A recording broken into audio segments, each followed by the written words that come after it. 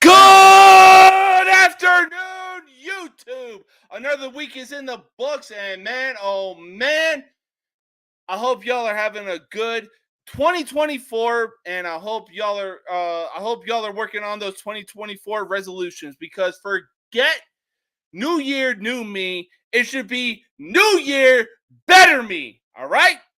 Now, there are a lot of things that have been going on, and there are a lot of things that are coming up right now. For instance, we got the NFL wild card playoffs starting this weekend. Now, you're probably wondering to yourself, why is this guy bringing up the wild card? We already know that.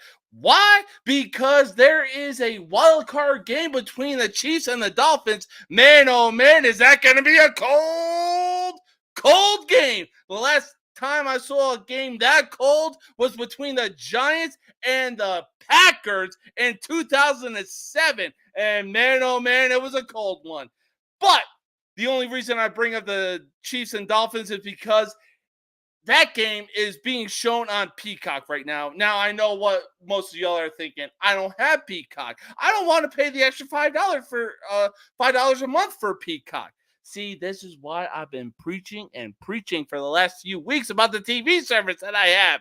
The only three things that you need for this TV service are a Gmail account, a Fire Stick or a Fire Cube, and a good Wi-Fi service. If you have AT&T and fiber, that's okay. If you have Spectrum, that's okay. You're still gonna get a good service with this TV service that I have, because you are gonna pay $20 a month for this TV service, or you could easily pay $60 a month for every 3 months. Now, would you rather pay $20 a month or however many dollars a month for Fubo and YouTube TV and just get the local channels that you're of the state that you're in? No. See, with my TV service, I get every local channel in the country. I get every sports channel in the country, and on top of that, I get every sports package in the country. Let's go.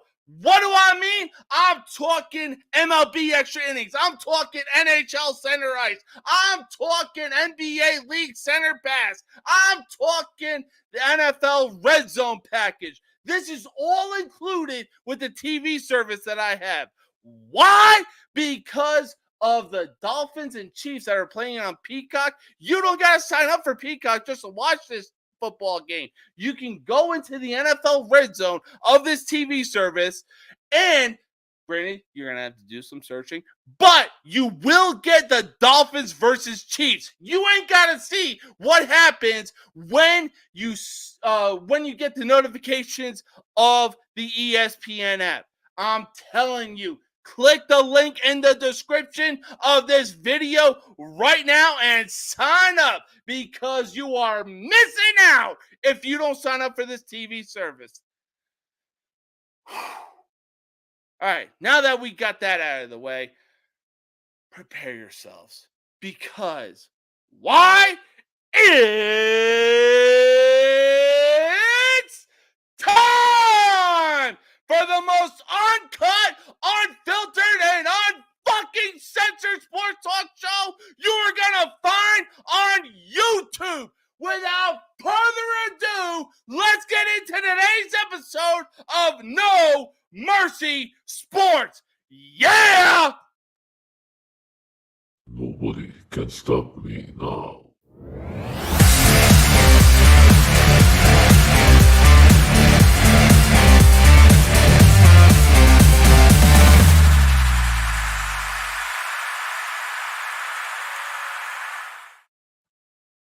I've been wanting to work on that for a while. I mean, sometimes you hate to bring work home with you, but at the same time, when you want to make your side hustle your main hustle, sometimes you got to delve deep into it.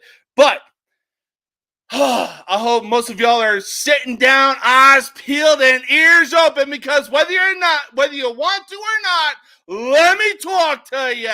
I got two guests joining me on today's episode.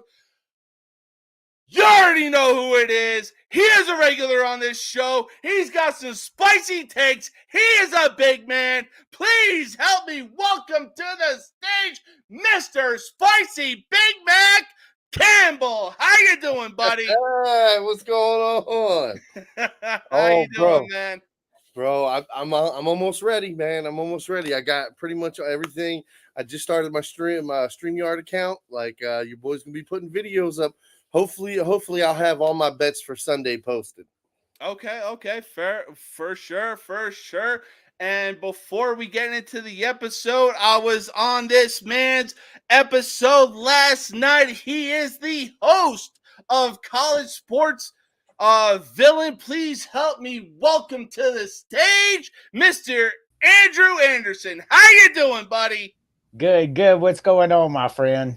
Ain't nothing but a G thing, baby. Well, let's talk some sports. Yeah, absolutely. Let's get into it. Fellas, there has been some mediocrity in Tinseltown since this pathetic in-season tournament, because Adam Silver should have already known that December and January already belongs to football. This fucking tournament was the most desperate attempt of drawing viewership that I've ever seen in my entire life. Now, the Lakers did win the in-season tournament, but since then they have gone 5-11, and they are 19-20 overall since winning the title. Does this slide since the in-season tournament just show how pathetic that in-season tournament was and how desperate Adam Silver was for more viewers? Well, I mean, it was just weird that we didn't make the tournament at the end.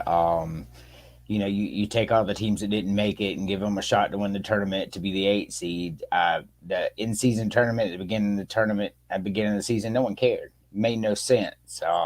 It didn't increase viewership. People were still watching college football and pro football. Weird choice to me. Yeah, I mean, and the Lakers are trash. Yeah, They've been trash since the title.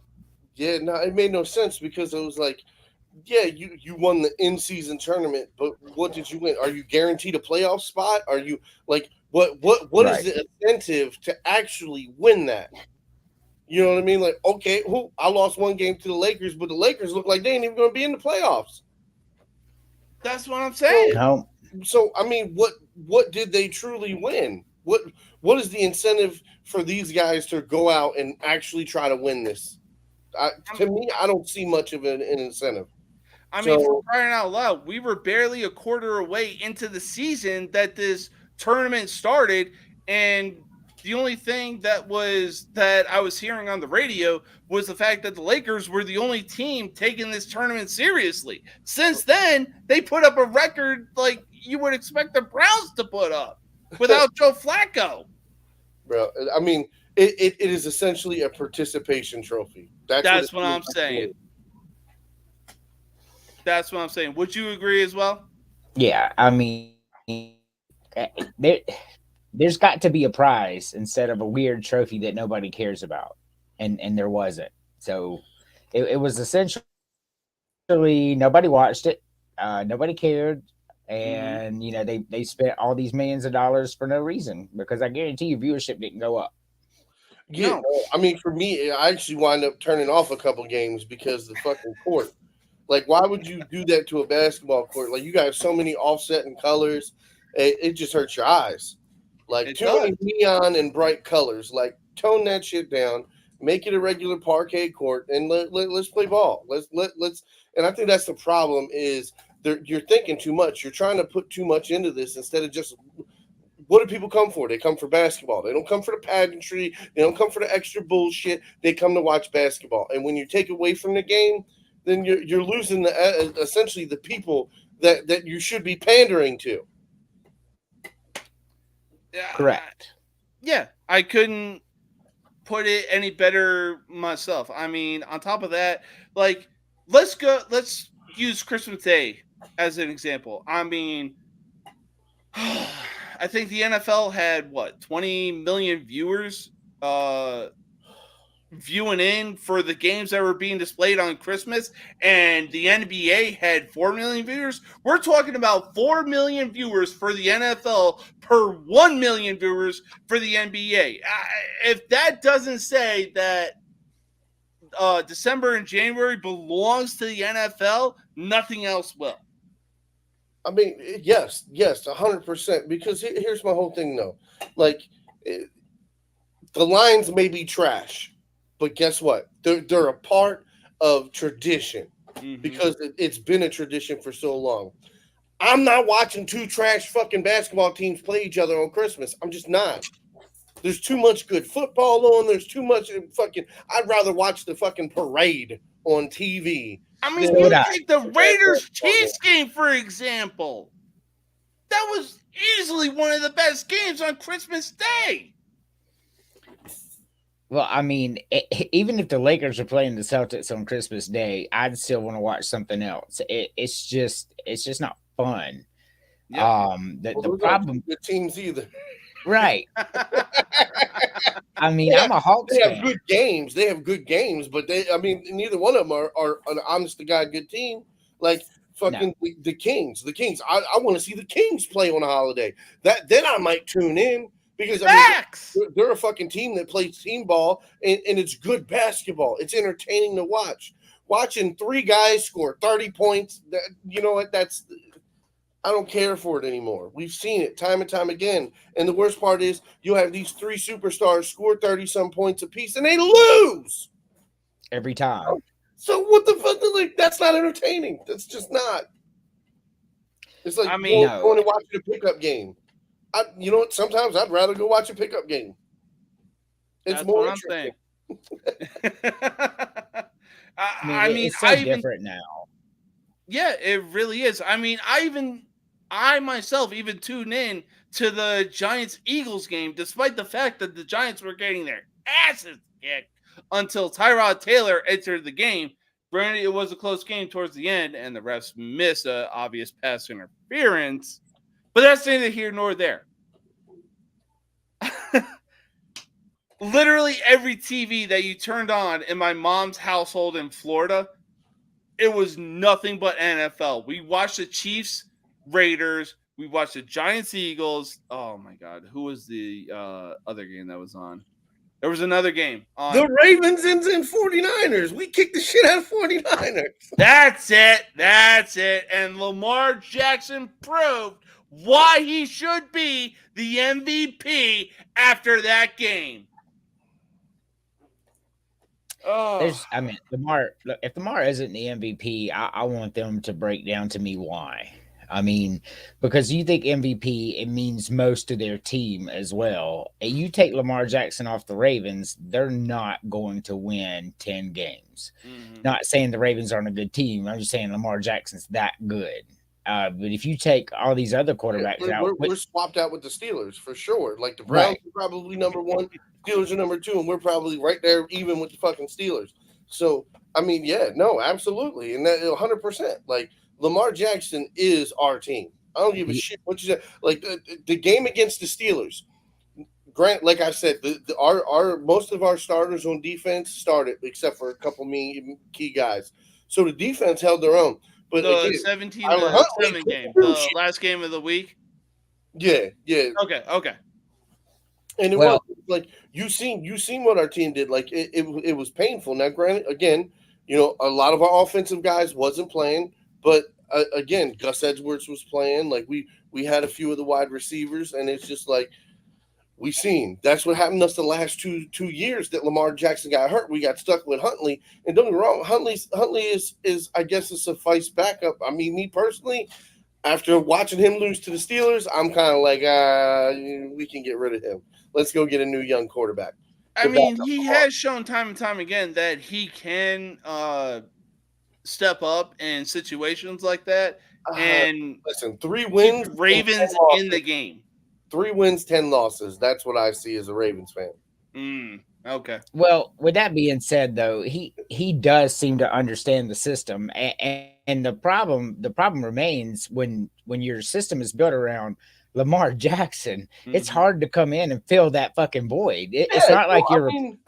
placing, some rando out there. I mean, it's Lamar Jackson. Like, you're going to lose so much productivity. You're going to lose offensive time on the field, which is going to put stress on your defense. Yeah. I mean, it does the whole thing.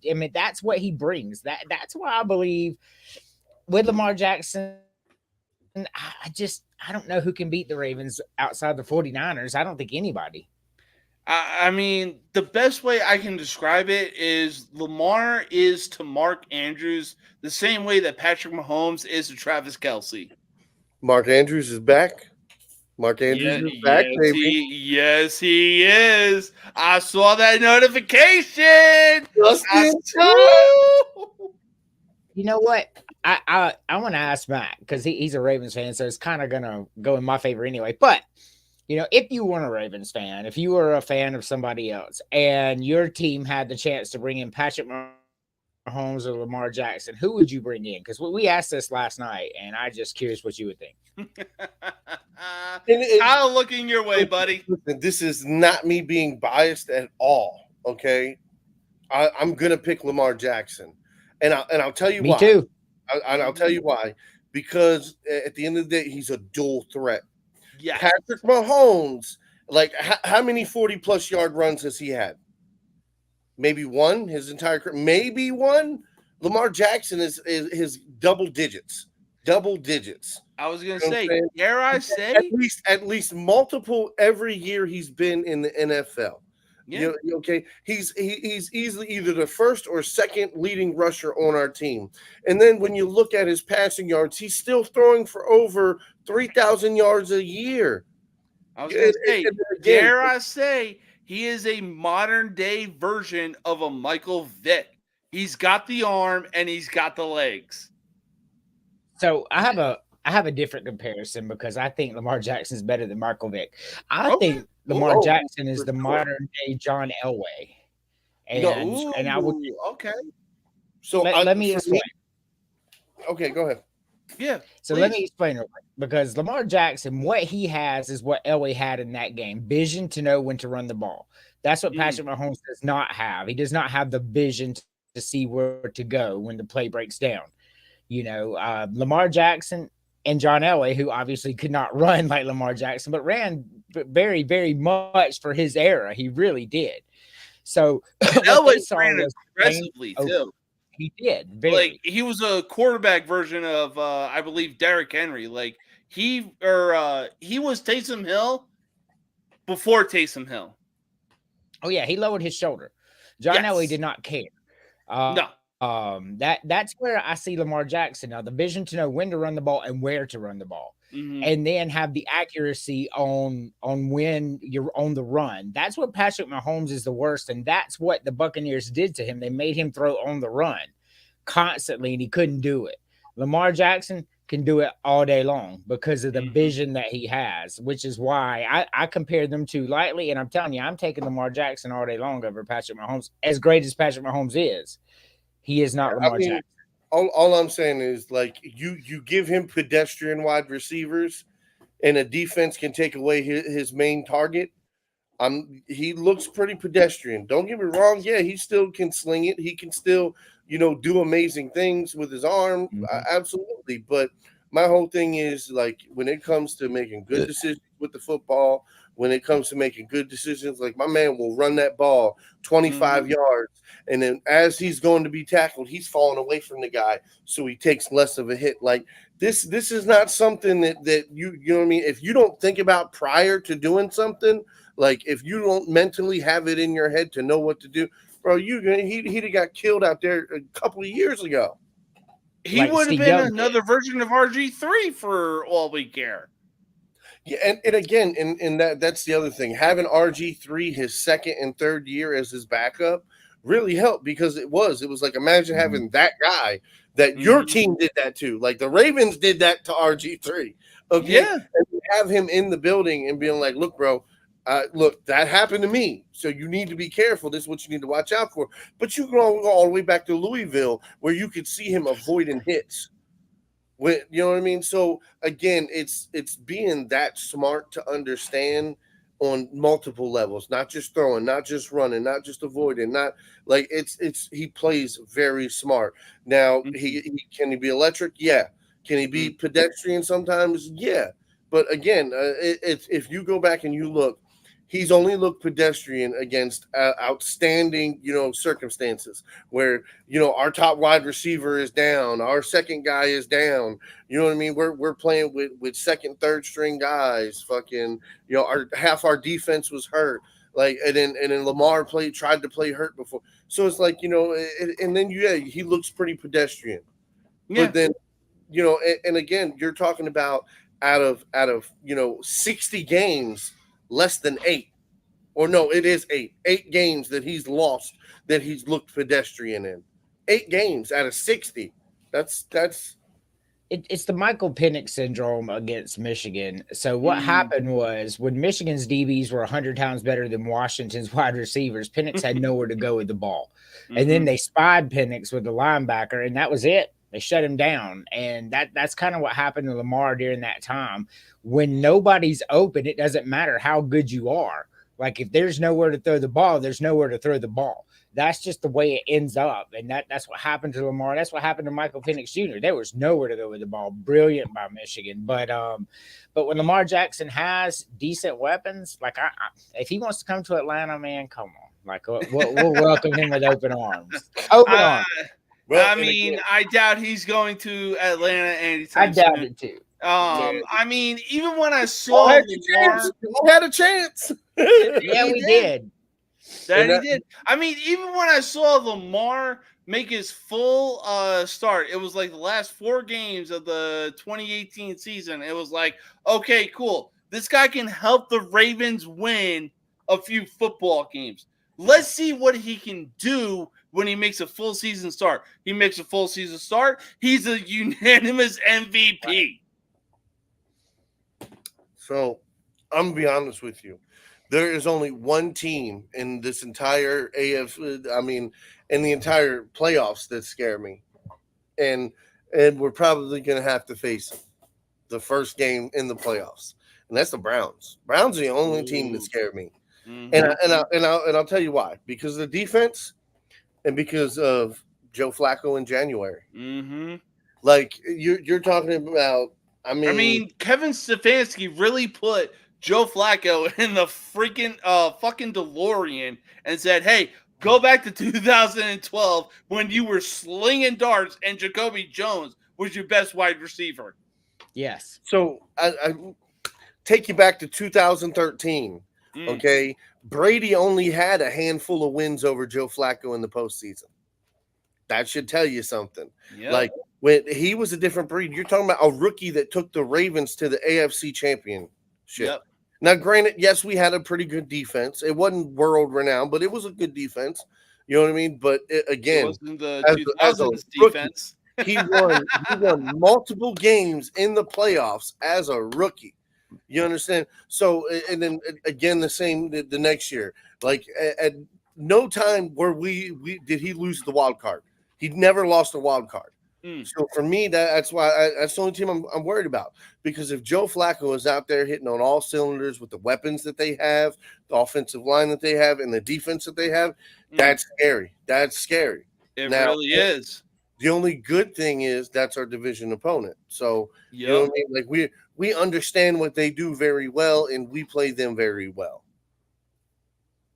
So, yeah, I mean, I'll take San Francisco all day. Come on, we'll run that back all day. With the Browns, like I said, the Browns is what I'm honestly fucking worried about, because that team has been clicking. Yeah, they really have. I mean, like I said, Kevin Stefanski really told Joe Flacco, hey, get in the DeLorean. You're going back to 2012. And ever since he came off the couch, Joe Flacco has been slinging 300 to 400 yards per game, which is insane. I mean, this dude was on the practice squad, for crying out loud. Well, I mean, that's what happens when you have open receivers. And Joe Flacco. And you have a guy like Amari Cooper and David Njoku. Right. I mean, to understand that Joe Flacco's best offense he had the entire time he was there, it was Ray Wright, Dennis Pitta, Anquan Bolden, and Torrey Smith, Jacoby Jones. Ooh. Those were the five guys. Those And Torrey Smith and Anquan Bolden were still deadly. I'll put it this way, all right? So Torrey Smith was good with the long ball. He definitely caught a bunch of good long balls. Right? Yes. And Jacoby Jones, too. I mean, look, the miracle in Denver, I mean, bro, that'll never be forgotten in Ravens fans' history. I mean, even in the Super Bowl, like, I really thought that was Devin Hester 2.0 against the San Francisco 49ers.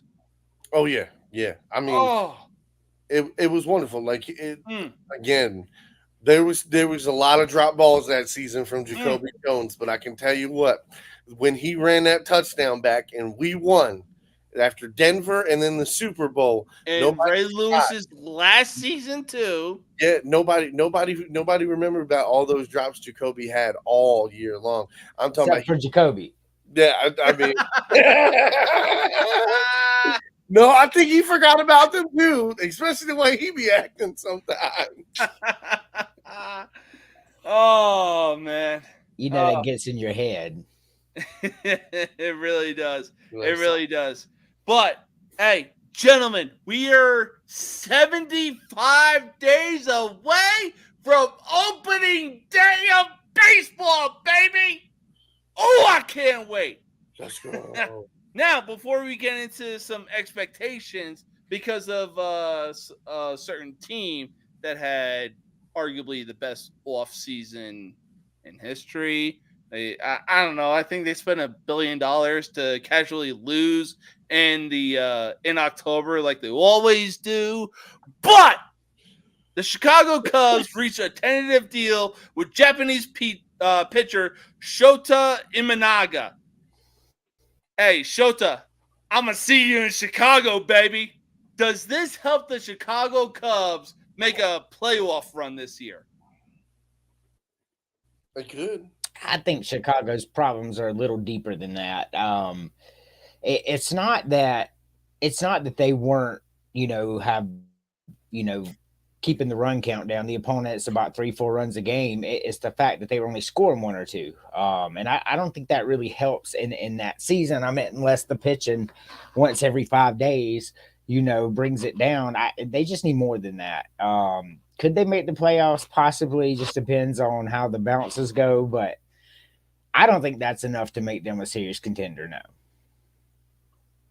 Yeah, I'm kind of on the same boat. I'm like, can they get to the playoffs? For sure. Will they win in the playoffs? No. Yeah, that's the problem. You got to bring in runs. Like if you're not bringing them in, on honesty, like mostly good playoff teams average at least 5. At least easy. 5. They were. If you're nowhere near 5, yeah, bro. It just. Now, granted, like I said, they could go on a hot streak and their bats could light up. It happened for the Orioles, so it can happen for anybody. So they were. They were on the verge of a playoff appearance, but they choked it away. Well, in my opinion, I really think that Shota Imanaga really helps the Chicago Cubs make a playoff run if they are able to re-sign Cody Bellinger and nab Rhys Hoskins. Which I think they will. I do. I think, though, what we're looking at, like you said, with the Cubs and the team out west that really is still going to lose in October because it really didn't address their issues. The Dodgers have what we call the Brave syndrome, where they live and die by the home run, right? And so the Braves were hitting them. They broke the record, right, for most home runs in a season. That's where the Braves are. I believe so. The Braves is when it came to the playoffs and they needed base hits, it didn't work. So instead of going out signing Ohtani and all that, the Braves went out and they got some people who hit like 290 to put in their backups and all that, because the Braves were smart enough. AA is just underrated. Like, he's out there, he's signing Acuna 8 years for $20 million a year. The guy's a genius, right? So he went out and he got some people that could hit the ball for average, and That's what happens Just to the those Braves in the little playoff. bloopers that'll score some runs. Correct. So that's where it's at. And the Dodgers, I don't think they addressed. I mean, like, is Ohtani even going to play? I mean, is he going to sit all year? I mean, is he going to get hurt again? I mean, if anything, he's a designated hitter at best. Right. He was signed to a 10-year, $700 million deal, so he can literally tell the Dodgers, hey, I'm a designated hitter until I'm cleared to pitch again. Yep. And the pitching probably goes away in 2 or 3 years, or the hitting, one or the other. He's not going to be able to do both. So it's a strange contract. I don't get it unless they plan on moving him and getting like Lars back from him. But I don't know who would want him right now, to be honest with you. I honestly think that no one was offered even close to that. So I don't know why the Dodgers even offered that astronomical amount. I very, very seriously doubt the Kansas City fucking Royals were out there going, you know what, I'll give you $100 million. They didn't even have $100 million. Like, that was crazy. Hey, I'm excited for the Kansas City Royals season. But since we're talking baseball, speaking of the Dodgers, there are a lot of expectations for a lot of teams going into this season. Yeah. Man, oh man. We'll start in the NL. Assuming some players stay healthy for the San Francisco Giants, there's three teams in each division of the National League I see coming out and making the playoffs. For the West, I see the Dodgers. I mean, if anything, they get the best record in the regular season. The Arizona Answerbacks, because my God, the playoffs they had was insane last year. And then the San Francisco Giants. Yeah, I'm going to 100% agree. All three of those teams are going to the playoffs. And honestly, the Giants may be the most dangerous team out of all of them to go all the way. Looking what they're putting together, they're very dangerous. They're very sneaky. They're very good at basics, at fundamentals, and that's hard to do in today's game. Yeah. But once again, just like the D-backs proved last year, man, fundamentals still wins ball games, and that's what they did well. And I think the Giants can do it better than they did. I think watching the Diamondbacks this past season. And the run that they went, they have a team put together. It's veteran, it's young, there's swag to it. They got the pitching, they got everything. Unfortunately, they ran into the Texas Rangers. And man, oh man, the run that the Rangers were on. Yeah, the Rangers were a team of destiny last year. I've never seen. And baseball is really hard. Like it's hard to say that it's fixed and all that because you can't hit the ball into a placement as good as they did. I mean, like it was almost as if they knew where the pitch was coming. I'm not accusing them of the Houston Astros type, sign stealing thing. But if you watch the World Series, man, almost every pitch, you could just see the batter. Like they almost knew. Maybe their scouting was that good. I will honestly say they have some of the best coaching in baseball. And if you look at the history and what they have behind all their coaches, it's hard to argue that. So I just think they were very prepared. And honestly, they just slaughtered every team that came in front of them. They were the best team in baseball last year. I mean, this is the one thing, or one of many things I love about October. Football is in full swing. Mm-hmm. The weather is starting to cool down. It's basically around that time to be like, oh, hey, we're going to have a bonfire. Bring your hoodie. You're going to smell a bonfire, but that's to be expected. And then there's legends that are born, made, and cemented during the baseball playoffs. And man, oh man, did Adolis Garcia make a statement in October and November. Oh yeah. I mean his fingerprints all over that. I I mean, you got to figure, like Rangers fans were crying, like they were crying. We grown men were weeping. Yeah. Well, they never had one. They never had a I'm championship. considering getting a Texas Rangers hat for crying out loud because they were a team of destiny. That was their first one ever. They had never had Yes. a championship, never won a World Series. It was their second appearance, but their first World Series ever. Right. And people like me who are Braves fans, I got to see 2 rings and like 9 appearances. God damn it! But we did win 2 of them, so I am cool with that. I did get to see it. So, but I remember when we won in '95, which was my first one. As being alive, because I think the Braves haven't won it. Because the Braves were shitty when I was growing up in the '80s, man. I tell you. Hey, and then, y'all had Greg Maddux. I don't want to hear shit. Not in the '80s, we didn't. Oh, so, okay. In Yeah, the 80s, y'all had Greg Maddux in the Taylor. '90s. Again, I don't want to hear shit. That man was nearly on Nolan Ryan's level. Well, we had John Smoltz, Tom Glavine, and Greg Maddux. Yes. Arguably the greatest trio of pitchers ever to pitch together. Absolutely. And we only won 1. Absolutely. I'll completely agree to that. But it was fun watching the Braves win NL East and then win the NL, and we won a World Series. So '95, I was shook, man. I was 14 years old, and we won our first one.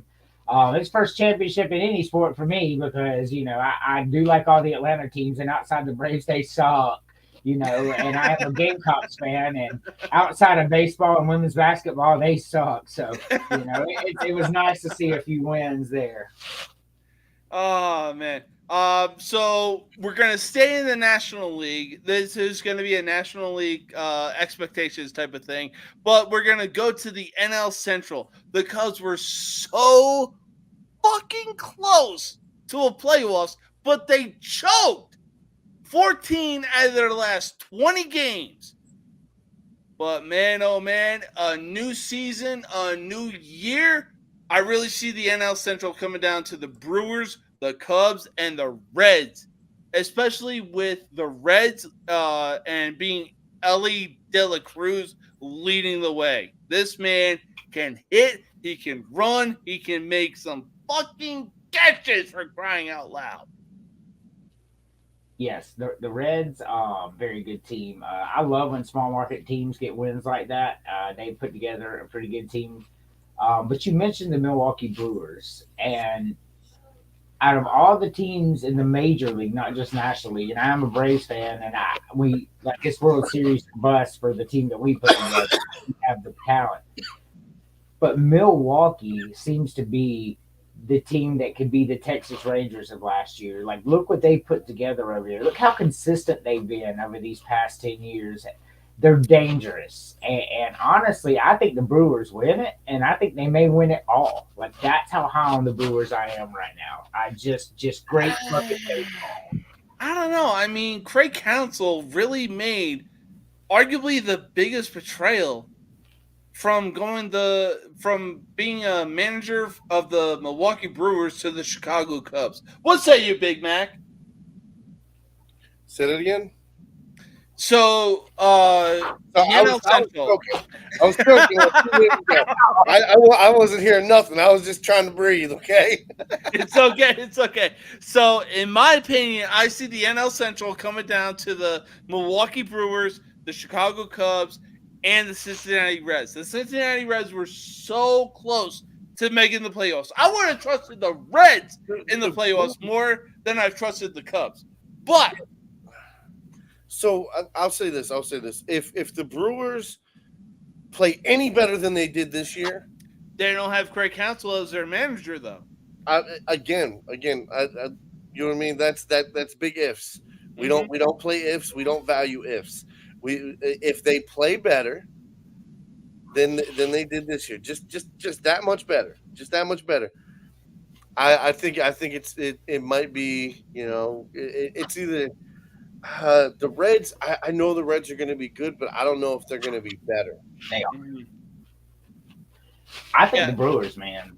Like I do. For me, something about that team scares the shit out of me. Between those three teams in the NL Yeah, it Central. is. Yeah. But I'll give it to the Brewers though. They played consistent. So I'll tell you why I'm biased, because the Brewers won me money a bunch of times last year. I bet on the Brewers and they came through, especially when they were underdogs. Because I'd be like, "There's no way the Brewers are going to lose this game," and sure as shit, they win by 2 runs. And I'd be like, "Yeah." Oh man! But Cincinnati's sneaky.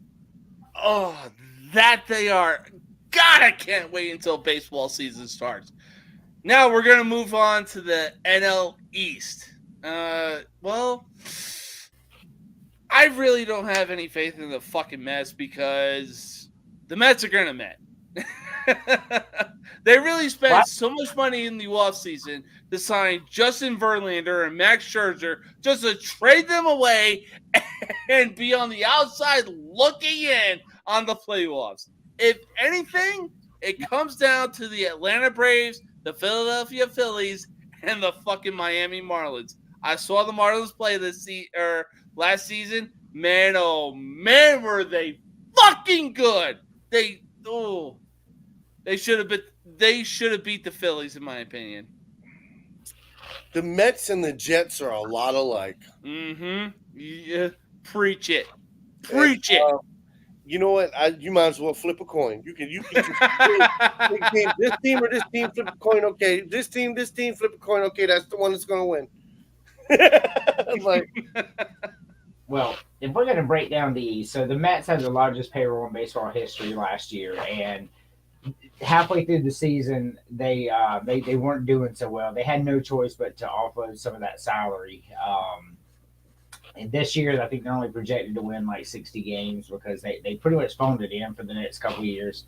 The Phillies, the problem with the Phillies is they went the mercenary route last year. Mm-hmm. Got a bunch of 1 years, and they're not going to be there this year, a few of them. Consistency says the Braves win again. They bring back everybody.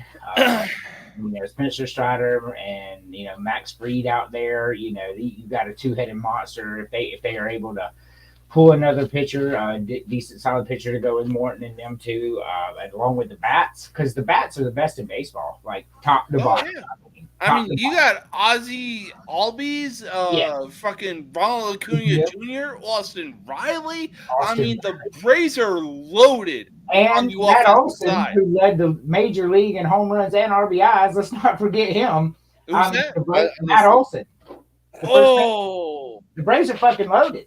Man, look, okay, so I love the Braves because of the 90s, right? Yeah. I fell in love with the Braves because of the 90s, okay? But last year, I got pissed off, man.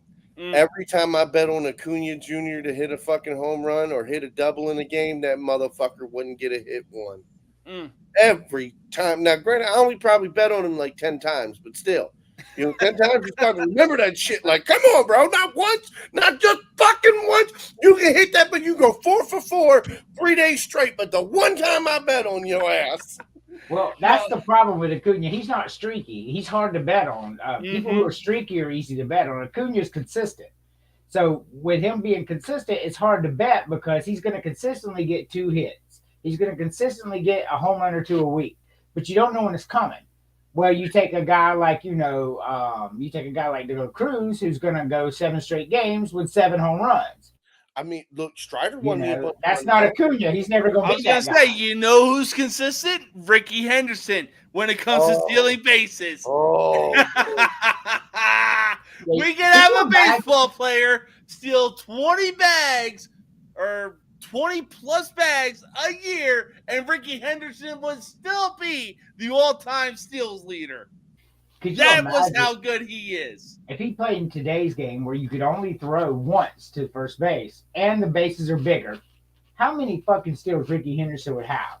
Like 70, 80 a season. He'll lead the league. Easily. Look, I think you're downplaying him. I think so too. I think he would have at least 10 years of 100 clips. He 100. Easily. You couldn't throw to keep him on the bag. Yeah, what's to stop him from just taking the fucking bag? The stride that he had, stealing the base, said it all. It's not even And that. the pitch clock. Bro, exactly. That's exactly what I was going to. As soon as that motherfucker counts to 2, he's taking off. It don't matter what the fuck. It don't matter what pitcher. You can throw 98 miles an hour, but can the first baseman catch it? Can the second? You can have Yadier Molina behind the plate. Ricky Henderson would still be safe. Bro.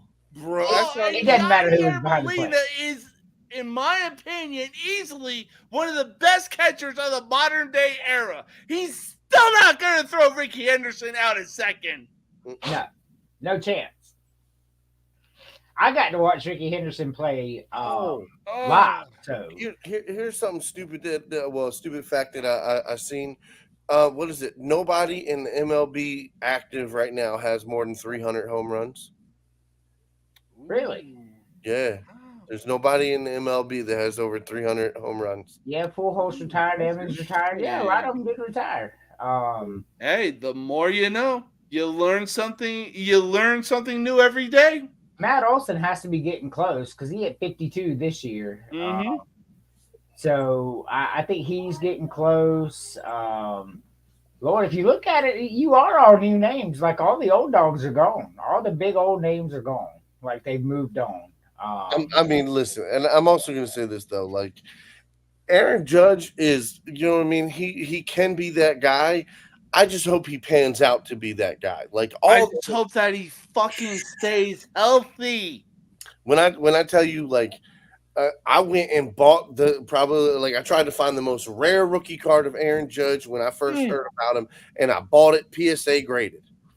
You know, and it's like, you know, in the foresight, I'm like, you know, I'm going to pay $50 for this thing, and you know what I mean? In less than 10 years, I bet you this thing will be worth like $500-$600. Well, it's only worth a couple $100 now. So damn, I just like I thought he was going to crush the home run record. I thought he was, bro. He set the single season AL record or single season AL home run record. Yeah, I mean, but I'm just saying, for some of the looks that he gets, and he just lets them go. I mean, he's 6'9". What do you want him to do? I mean, no. I'm talking about in his strike zone. I was gonna say his strike zone is unmatched. I'm gonna cut in with a little basketball breaking news. The Lakers and Hawks are discussing the trade for DeJounte Murray. Oh, no. Send DeJounte Murray back to San Antonio because Victor Wembanyama needs a guy like him. Motherfucker.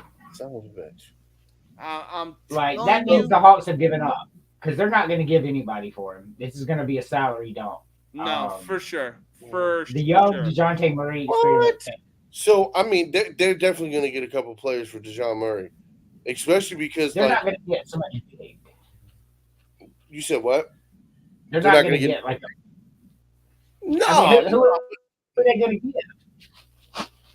I mean, you could get Rue. You could possibly, I mean, fucking Austin Reeves. Because Murray, he's a good player. He's good all around. He'll put he'll do assists. He'll get rebounds like my man, and he'll get steals. So for a guy who plays at every part of the court, I mean, they got to give up something. Like I know it might be part of a salary dump, but I mean, at the end of the day, you're giving up a guy who, in the next year or two, or in the right situation, could be an all-star. Like, I'm sorry, anybody who can average at least 6 assists a game, at least 4 rebounds, and over 10 points, it's like you put him in the right starting position with the right guys around him, bro, he could be cooking. Well, if he had the problem is, so you had Trae Young out there, right? Yeah. So you had another sniper out there that you had to be respected. So you're going to get looks, right? You're going to get some open looks. The problem was what matters we talked about before is culture, right? And those two did not mesh with culture. And Clint Capella, I mean, the Hawks have some good pieces, but to your point, DeJounte Murray is not in the right situation. No. And the Hawks aren't in the right situation with him. They've never been in the right situation since they traded for Trae Young and sent Luka to the Dallas Mavericks. Well, so we should have went to the finals that year because we were up on the Bucks 3-2 when Trae Young got hurt. That year we had the team. And then Trae Young goes down, and that was it. And the Bucks win the last two, and the rest is history. What year was that year? That was 3 years ago. Oh, yeah. Oh, my God. Yeah, absolutely. Wasn't that the year that Trae Young did the bow in Madison Square Garden during the playoffs? Yeah. Yes, a true villain. I love it. Man got ice in his veins. Oh, he does. He does. But that year you had John Collins on top of his game. Clint Capella was younger, and he was more in his prime. We had some people out there that could really play the game, and then they keep going away. And but we'll get to that. We'll get to them. Don't worry. I'm sorry to cut you off. We'll get to them, Big Mac. We'll get to them. Don't you worry. I brought the talent. I seen the MLB talking. I was like, I got something. We're gonna get to the Orioles. Don't you worry. But that's what you need to say. The East, the Braves. Too many weapons not to win the East. Oh, for sure. All right. So we're going from the bottom up. We're going. So we're gonna start in the AL West. Man, oh man. Run that the Rangers went on this year. Right. Oh, it's one of those chef's kiss type of runs. If anything, as far as the AL West goes, I see the Astros, Rangers, and Mariners coming out of the AL West. Yes, and the Astros actually won the West last year, not the Rangers, and I think they do again. I think the Astros win it again. I was gonna say, granted, the Mariners lost Teoscar Hernandez to the Dodgers just to casually lose in the playoffs, like they always do. But Dodgers gonna Dodger. But the Seattle Mariners, they got a squad put together that they could compete and be a dark horse in the AL West. The Rangers, there's obviously high hopes for them because they are the defending World Series champions. Noah Lyles, I hope you're listening, because God forbid there's a world champion in baseball. The AL West is going to be stacked this year. I'm taking the Rangers. It is. I think the Rangers. I'm going with the Astros. Oh, you going with the Astros? I think the Rangers take a step back this year. They had a good run by surprising people, but these people don't get paid all this money not to figure people out. And the Astros are consistently busting people's asses. I think the Astros winning again. See, I'm on the opposite. I think the Astros are going to take a step back, and that's why the Rangers are going to take it. Because, a lot of these guys are getting a little gray in the beard. They are, but that doesn't always mean terrible. They're consistently great. Yeah, I hate the Astros. Can't stand them. And now, how do you go from the National League? What baseball fan doesn't hate the Astros besides the Houston fans? Since we posted, I want to pose this question. I'm a little older than you. But how does the Houston Astros go from the National League's punching bag, because they were winning 30 games a year? Yes. Fucking best team in baseball. How does that happen in the American League? What the hell happened? Listen. What was that? It was 94, 96.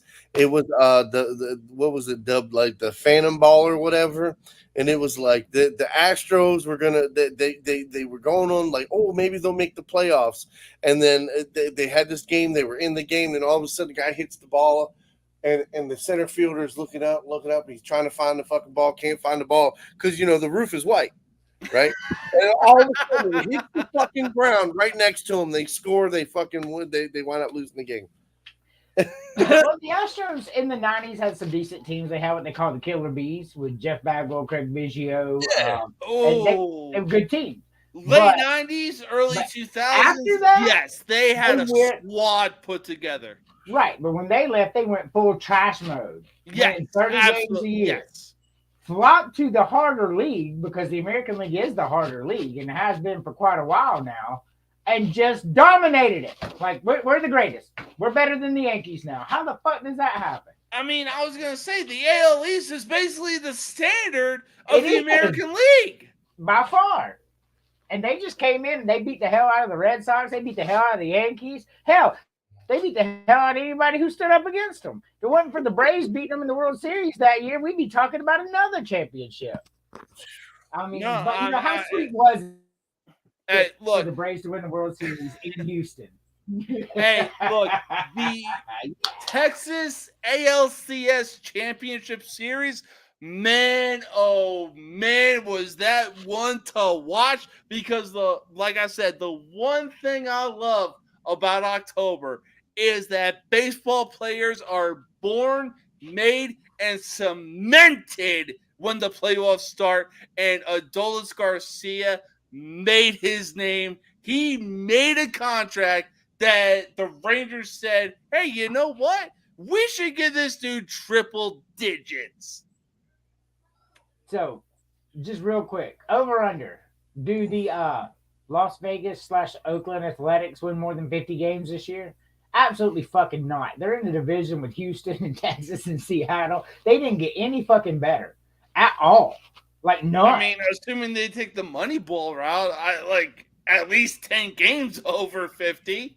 I don't know if they hit 50 wins this year. Hell, they hit number 50 in the last game of the year, right? They had to win the last game of the year to win 50 games in the season, and that's how they did it, I believe. Yeah, I believe so. I'll give them 51. I think they'll win 51 games. 51? 51. It's an improvement. All right, so we're going to move on to the AL Central. The Minnesota Twins won the AL Central, but I really think the Kansas City Royals could be the dark horse of the division. And kind of like, last year, 56 wins. I don't think they've improved that much. I love the Kansas City story too, but at the end of the day, it's going to come down to the Twins and the Tigers. The Tigers got a lot better this offseason and weren't that bad last year. Yeah. Kansas City to go from 56 to the playoffs.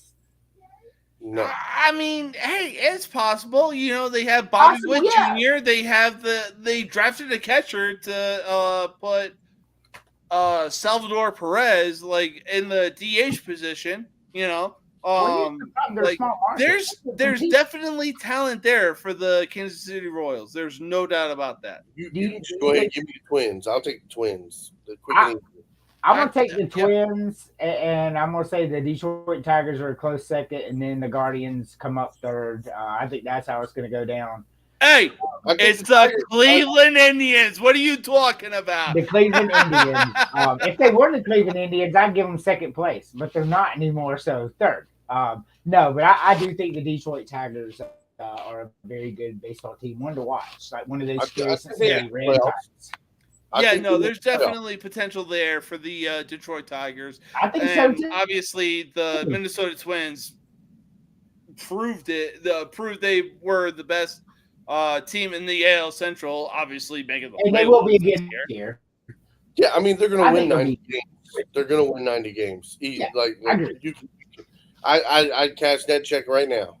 They come up just a little short of 90 last year, but I think they hit it this year. Well, I mean, assuming that Baltimore doesn't hang up 15 on them like they did this past year. You already know what I'm talking about, Big Mac. Well, see, this is what I'm saying is now you're looking at matchups where you have a bunch of teams that got a lot better, but you also have a bunch of teams that got a lot worse. You did. So now it's like absolutely did. So when Oakland played the A's what was that, 4 different times throughout the year, and they lost the majority of those. Well, now they're probably going to win 1 or 2 of those series. So you know what I mean. So they're going to collect a couple more wins from certain teams, and they're going to lose a couple more. You know what I mean? Like they're going to do have a couple full sweeps, and yet I mean it's going to happen. So they're a bad team, but that's why I'm saying like I think they might literally just win 51 games, 52 games. Like it very well could because of what their schedule is going to look like. Yeah. Now I know like everything hasn't announced, and I haven't looked at everybody's schedule. Way too early to do that shit, but it is. It's just the division that they're in. You know the possible matchups. Like yeah, they're going to have a lot of good, but they're going to have a lot of bad ones too. Yes, absolutely. So they only won 50 games last year. They only had 2 players worth of them. One of them left in free agency. They brought nobody in. I don't see how they improved. Like my point is, and I get more teams are going to go down. I see what you're saying, and they are. A lot of teams got a lot worse this offseason. But like the A's were the punching bag, man. Like they gonna have to do something. Yeah, no, I mean like, for sure. You know, so like they had Sean Murphy, a hell of a catcher, right? And they had an outfielder, Belday or whatever the hell his name is. It's like it's similar to Ricky Leday or something like that. Like if we don't even know his name, like that. Yeah. That's my point. He's a good player. He's a good player. Don't get me wrong. I'm not saying he's not. If you're in the major leagues, you're a good player. That's one thing that we tend to forget when we say, "Oh, this player sucks" or whatever. That's not true. If you've made it to the major leagues, you are a good fucking player. You just not as good as some of the other guys. You know that's just the reality. Like I'll never play in the major leagues. Like I never, I wanted to, but shit, I wasn't good enough to go. So if you made it, mad props to you. I mean, hell, LSU dominated the MLB draft lottery this year. Yeah, they did. If they weren't the standard of the MLB lottery this year, you're gonna have to go back as far as 2019 when for the LSU Tigers football team.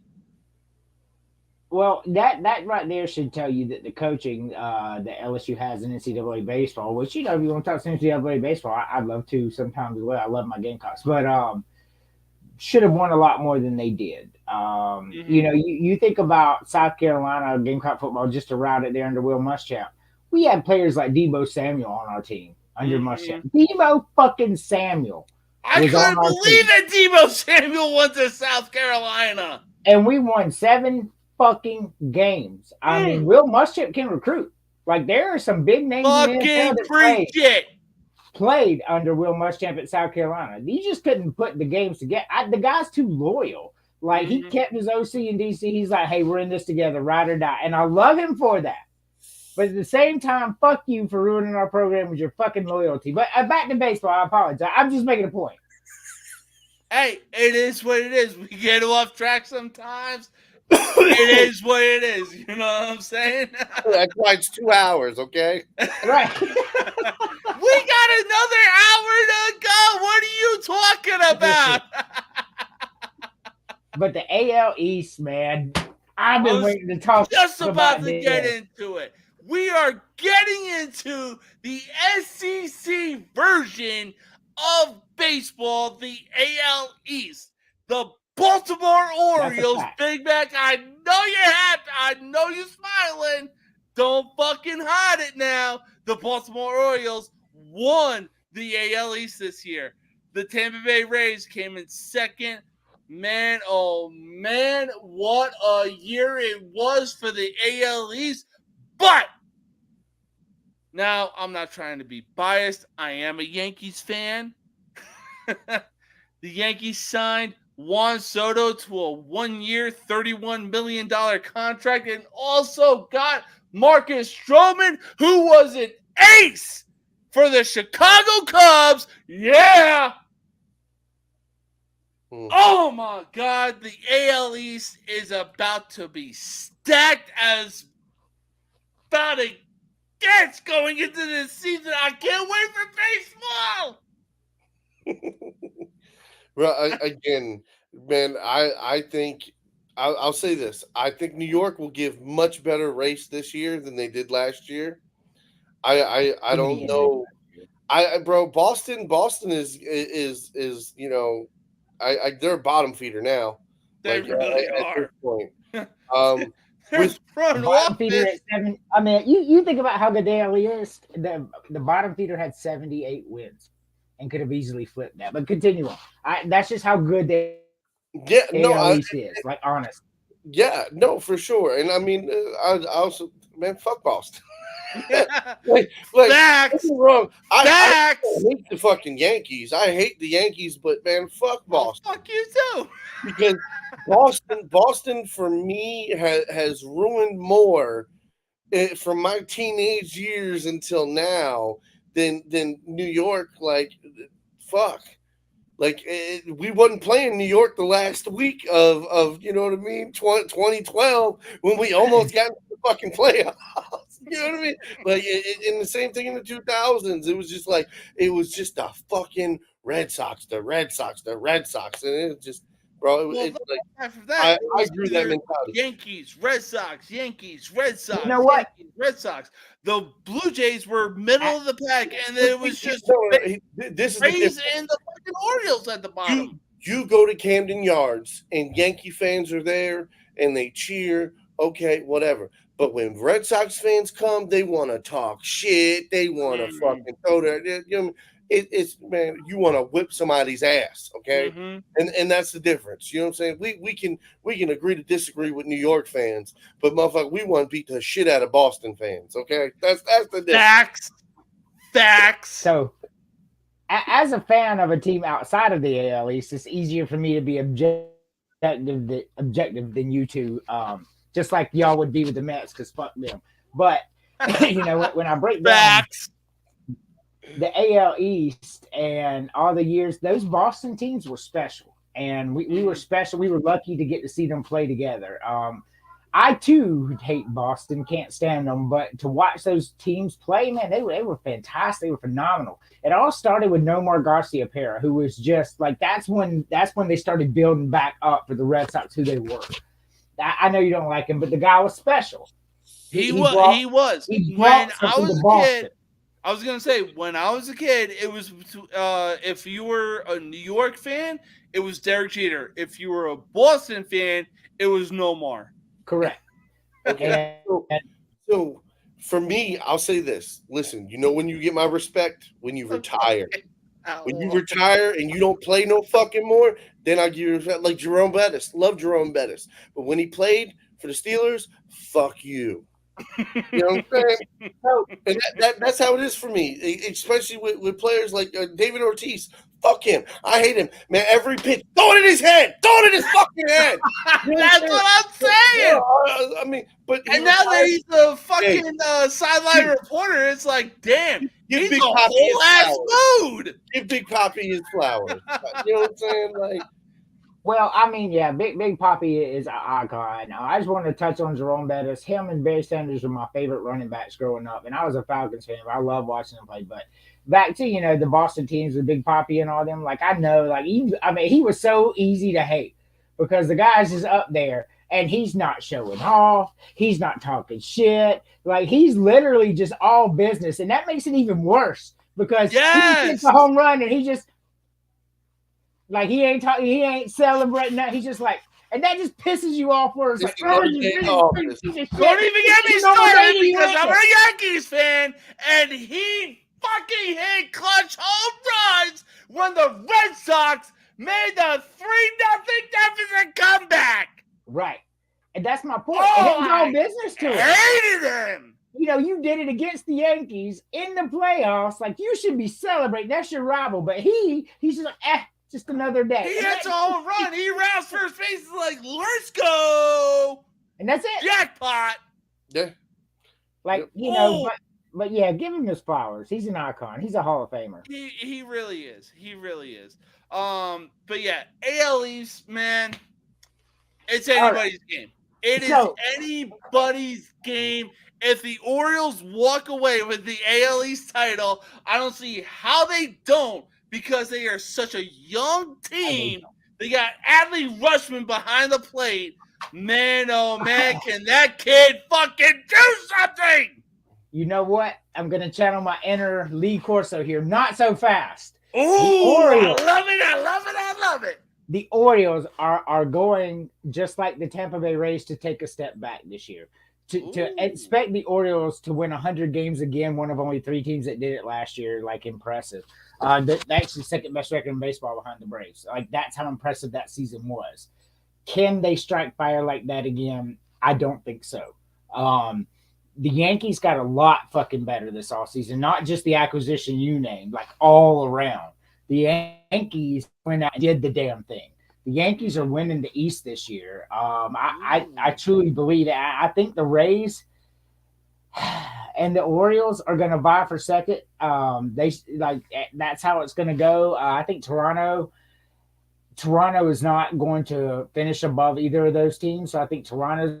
I was going to say, I've always seen Toronto as the middle of the pack. I think that's where Toronto finishes. Unless Joe Carter makes a comeback, they ain't going any higher. I still think the Orioles make the playoffs, but I think the Yankees win the East. To ask the Orioles to win back-to-back 100-win seasons in the AL East is, that's just insane to win that many games with that competition week in, week out. And we ain't even seen their schedule. Like, they played the Braves 5 times last year. Like, how the fuck did they draw the Braves from the National League? Are they going to do the same thing again? Like, you don't know. They got 5 games against the Braves, 5 games against the Dodgers. You don't know how that shit's going to go. And the Yankees, they could have fucking anybody from the National League. It just really matters. And to ask that many wins from that kind of competition, it's a lot to ask for. Yeah, the only thing I'll say is, like, our pitching rotation got a lot better. Mm-hmm. A lot better. Okay. Our relievers, even better. Okay. Mm-hmm. Now, on top of that, now we're calling up guys. On top of that, you got one of the best catchers behind the plate. Yeah, and the whole thing is, and then what's his name? Urias, or however you say his name. Urias. Yeah, he's again a top flight catcher. You know what I'm saying? And can hit the ball consistently. Like, and it's all these guys we're gonna have this for the next 3 to 5 years. Like I said, Jackson Holliday's coming up from AAA ball. You know what I'm saying? Like, I think it's going to be magic. I think it might be because, I mean, the next 3 years, this is our time. This is our time. If we're going to go for one, it's now. And we do. We have the players and the rotation to do it. Did you ever think you would have a 3-person panel, a Yankees fan, a Orioles fan, and a Braves fan, and the Braves and the Orioles hit 100 wins last year, and the Yankees didn't make the playoffs? Like, I would have never thought we would be having that discussion. We're not gonna talk about that season because the Yankees didn't make the playoffs. We're not talking about that. No. The Orioles will win 90-plus games and win the division. Okay, I'll agree to that. The Yankees will literally be games behind the Orioles. Like I mean, 1, 2, 3, 4 games behind the Orioles. I see the Yankees are 100% going to the motherfucking playoffs. I think the Rays are the team that winds up taking that one little step back and might be on the playoff cusp. So I agree. I agree with you. They lost Gaslow, so that big oomph that they came out with in the beginning, that's gone. That's gone. Here's how I see it breaking down. And once again, I'm objective. I'm neither a Yankees nor Orioles fan. And the Orioles are a good team. They're a great team. I'm not taking that away. And they made some additions. But the Yankees had so many injuries last year. And the chances of that happening again this year are small. It's just like that many. And then they made so many acquisitions this year to get the team better. Like the Yankees were already 82-80 last year. And they were a couple injuries away from being 90 wins, right? Like that's how close the Yankees were in these ball games. And they got astronomically better. And I agree with you. The Rays got a little worse and Toronto got a little worse, right? The Red Sox are who they are. So that's prime for a Yankees-Orioles run. I do think it's going to be them 2 teams. But goddamn, did you see what the Yankees fucking pulled off this offseason? Damn it. Like, it just makes me sick. You know, but it is what it is. You got to call it as you see it, man. They made some real fucking acquisitions out there, and they're a dangerous team. and they I see it like this. I'm not trying to stay Orioles biased defense to the Yankees. Orioles defense, though. Yeah, I was gonna say the Orioles, they got a squad put together. The Rays, they got a squad put together. The Yankees, they made the key moves to this offseason that they needed to make. I'm excited. Where's baseball? The best outfield in the league right now. Not to mention they got one of the best aces being Marcus Stroman. You know what? It should be a national law that baseball has to start the day after the Super Bowl. We should never have no point in the year where baseball and football are not together. Like, well, hey, hold up. Spring training should start. Again, I say spring training should start immediately after the Super Bowl. Why? Because you go to the southern states, it's still warm down there. It is. I mean, you get the big name players in baseball. Woo! But I am thankful for March Madness. I love the NBA playoffs, don't get me wrong, but there ain't shit like March fucking Madness. Man, I love the tournament. I love the MVP. I love the CBI. I love the CIP. NCAA basketball is the shit, and I cannot wait. Yeah. And my team's 13-2, and we only won 11 games all last year. And my women's team wants all the fucking smoke. I'm just gonna go ahead and throw that out there because Dawn Staley is coming for you and your team. I was gonna say, hey, soon as March rolls around, I'm going to my higher ups and I'm tell them straight up, look, I came down with something called March Madness. Right. The only way that it can be taken care of is if I watch the NCAA tournament, this basketball tournament this year. That's the only way it gets taken care of. So let me go off of work. Let me do my thing, watch the tournament, and I'll get back to you once the national champion has been crowned. So I propose a question to you, something that I was thinking about the other day, and I will tell you mine, then I'll let y'all. If you could make one change to the NCAA tournament, what would it be? And here's my thing: once you get to the Final Four, it's best 2 of 3, and then once you get to the championship game, it's 3 of 5. Now I still love the one and done. Don't get me wrong, you pyramid in the winter, but you know how cool would it be if the Final Four was a series? Like you got fucking 3 games possibly of Duke versus North Carolina and Kansas versus Kentucky on the other side. I mean, I'm not saying do it, but I watch every minute of it. I mean, so I would be for making the whole tournament through best of 3, all the way through. Okay. Me too. Me too. Here's the thing, right? There's no days in between the games. You play this day, you play this day, you play this day. You're off this day, and then it'll be the next person. You know what I mean? Like you want an extra day off? Sweep your round. Yeah. I was gonna say I'm gonna be that guy, but when it comes to the Final Four and national championship, for the Final Four, best of 3, national championship, best of 5. I could not agree more, man. I love it the way it is. Don't get me wrong, but could you imagine Kansas, Kentucky, best I don't of watch 5. college basketball until March. Like March is when or right at the end of February when football's over. I'll kind of watch to see who's the good people. Oh, that guy could make it to the NBA. Oh man, I don't know what the fuck that guy's doing. You know what I mean? Like I can see, like, yeah, that guy can dunk, but he can't do shit else. He ain't never gonna make it to the NBA. That's a G League player if I ever saw one. No, straight facts. So we're going to stay with college. Why? Because Houston, we have a national champion. Now, despite the controversy with Michigan, man, oh man, what a national championship it was. Will Jim Harbaugh stay in Michigan and help the Wolverines go back-to-back, something we haven't seen since Georgia last year? No.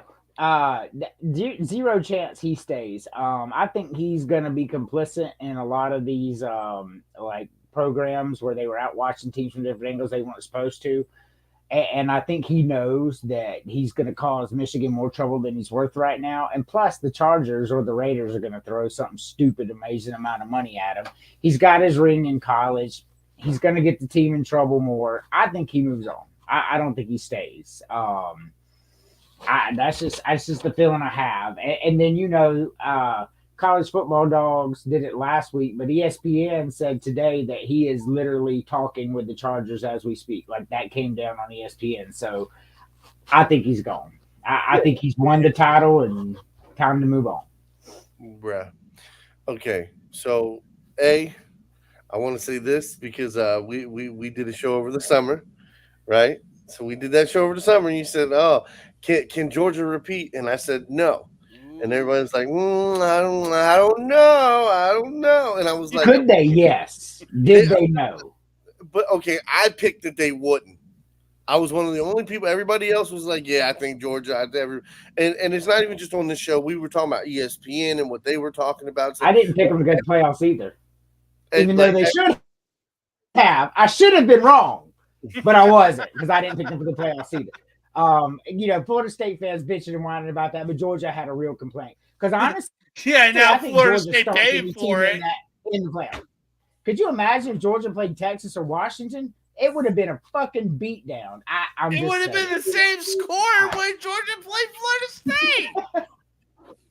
Georgia fucked up against Alabama because, as we talked before the SEC championship, Nick Saban is that guy. I told y'all. Isn't it just Nick Saban like to come out and beat every fucking great team and everything he's doing?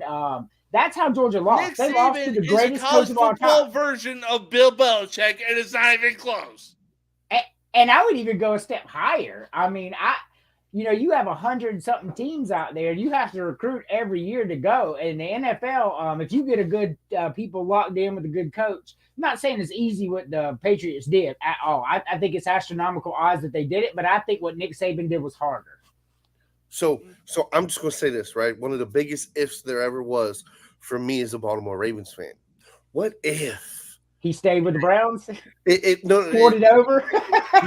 If Belichick would have came to the Ravens with Nick Saban, and he would have been the first coach and stayed with the Ravens, right? And Art Modell. That is one of the biggest what ifs.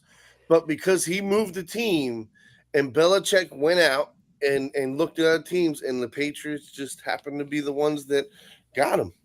So we talk about what if. What if Art Modell was to walk downtown Cleveland?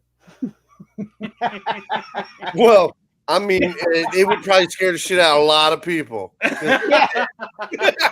I mean, he'd have to have security with him. Imagine if he did it just like a month after he moved the team, because those Cleveland fans were sending death threats. Like, I know y'all were real young during that. But ESPN. No. So Cleveland fans were sending death threats, when I believe Tim Couch was under center. It was like 1998 going into 2000. The NFL refs made a bad call, and the Cleveland Brown fans were just throwing bottles of beer at the ref. Like, God, you talk about somebody's got to hold him accountable. The 95, it was the end of the 95 season. Literally, they had fucking dolls strung up in nooses at the stadium with Art Modell's name on it. Like, bro, go back and look at that shit. Like, I remember was there. I was watching it. Like, it was bad. I was there. What could have been when they came and announced at like down where they were building, they were going to build the new stadium, right?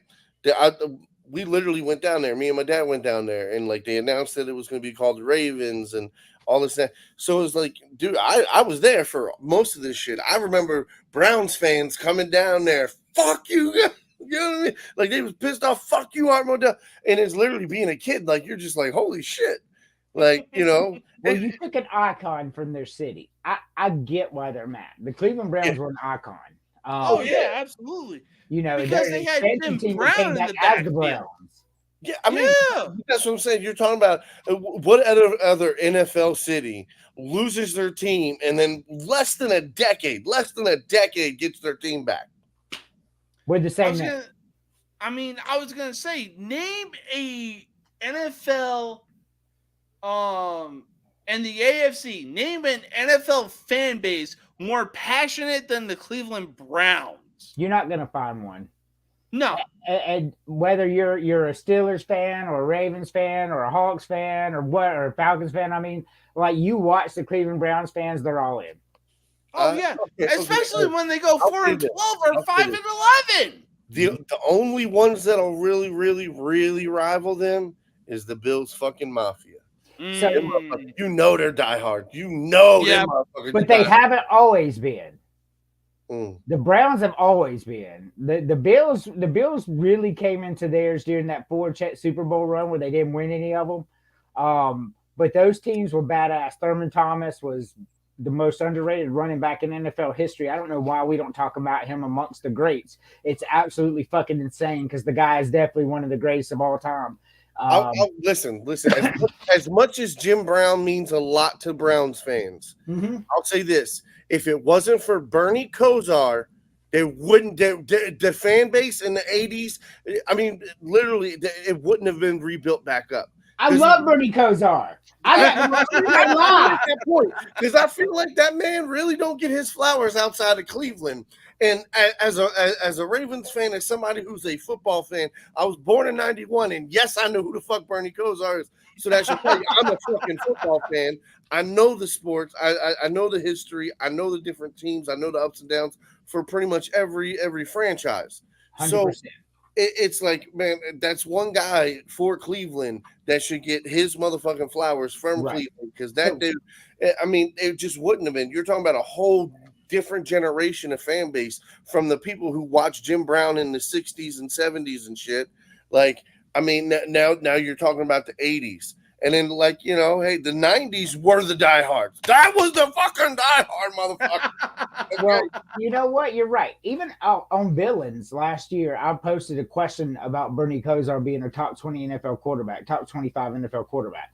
And a lot of people are like, I don't know what he did with Cleveland, what he had. You know, Bernie Kosar is one of the most underrated quarterbacks ever. And that's why I posed that question.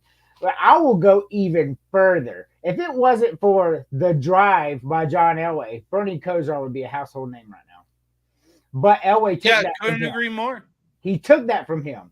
2 minutes. Because it was what, the AFC Championship between the Broncos and the Browns, and John Elway put The Drive together. The Drive, 98 yards, cemented John Elway before he won the Super Bowl. So I was going to say, had it not been for the Broncos, or had it not been for John Elway, I probably would have never respected the Broncos as a kid.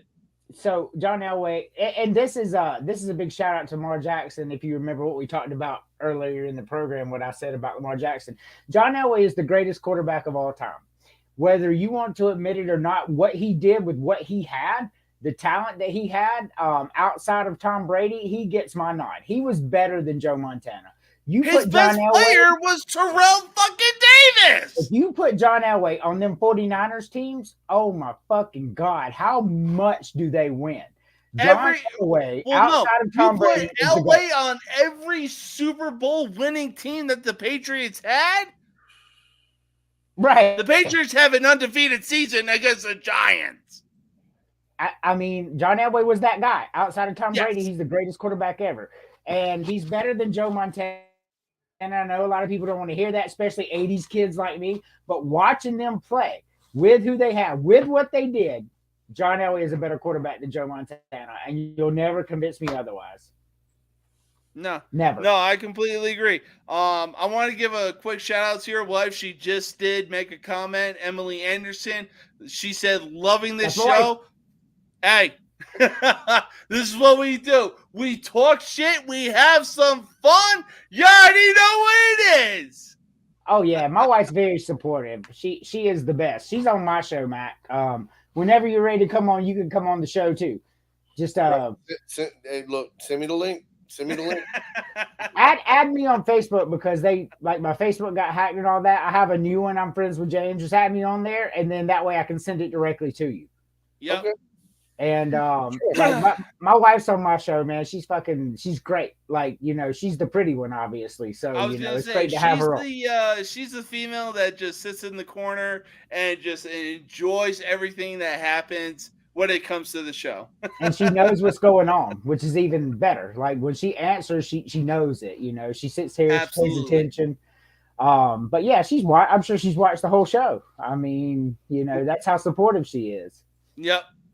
But no, so anyways, so we talked about Michigan winning the national championship. They won the national championship in Houston. We're gonna stick in Houston because there was a liftoff when the Texans drafted CJ Stroud, and I guess the Panthers wanted to go with Bryce Young. I don't know why.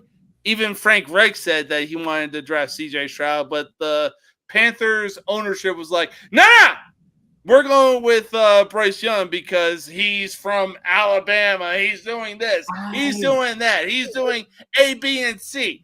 So did the Texans show who's playing with it? Did the Panthers get a head coach already? No, I don't think so. No. But yeah, I said, the Texans show that they won the draft by drafting CJ Stroud and making the playoffs?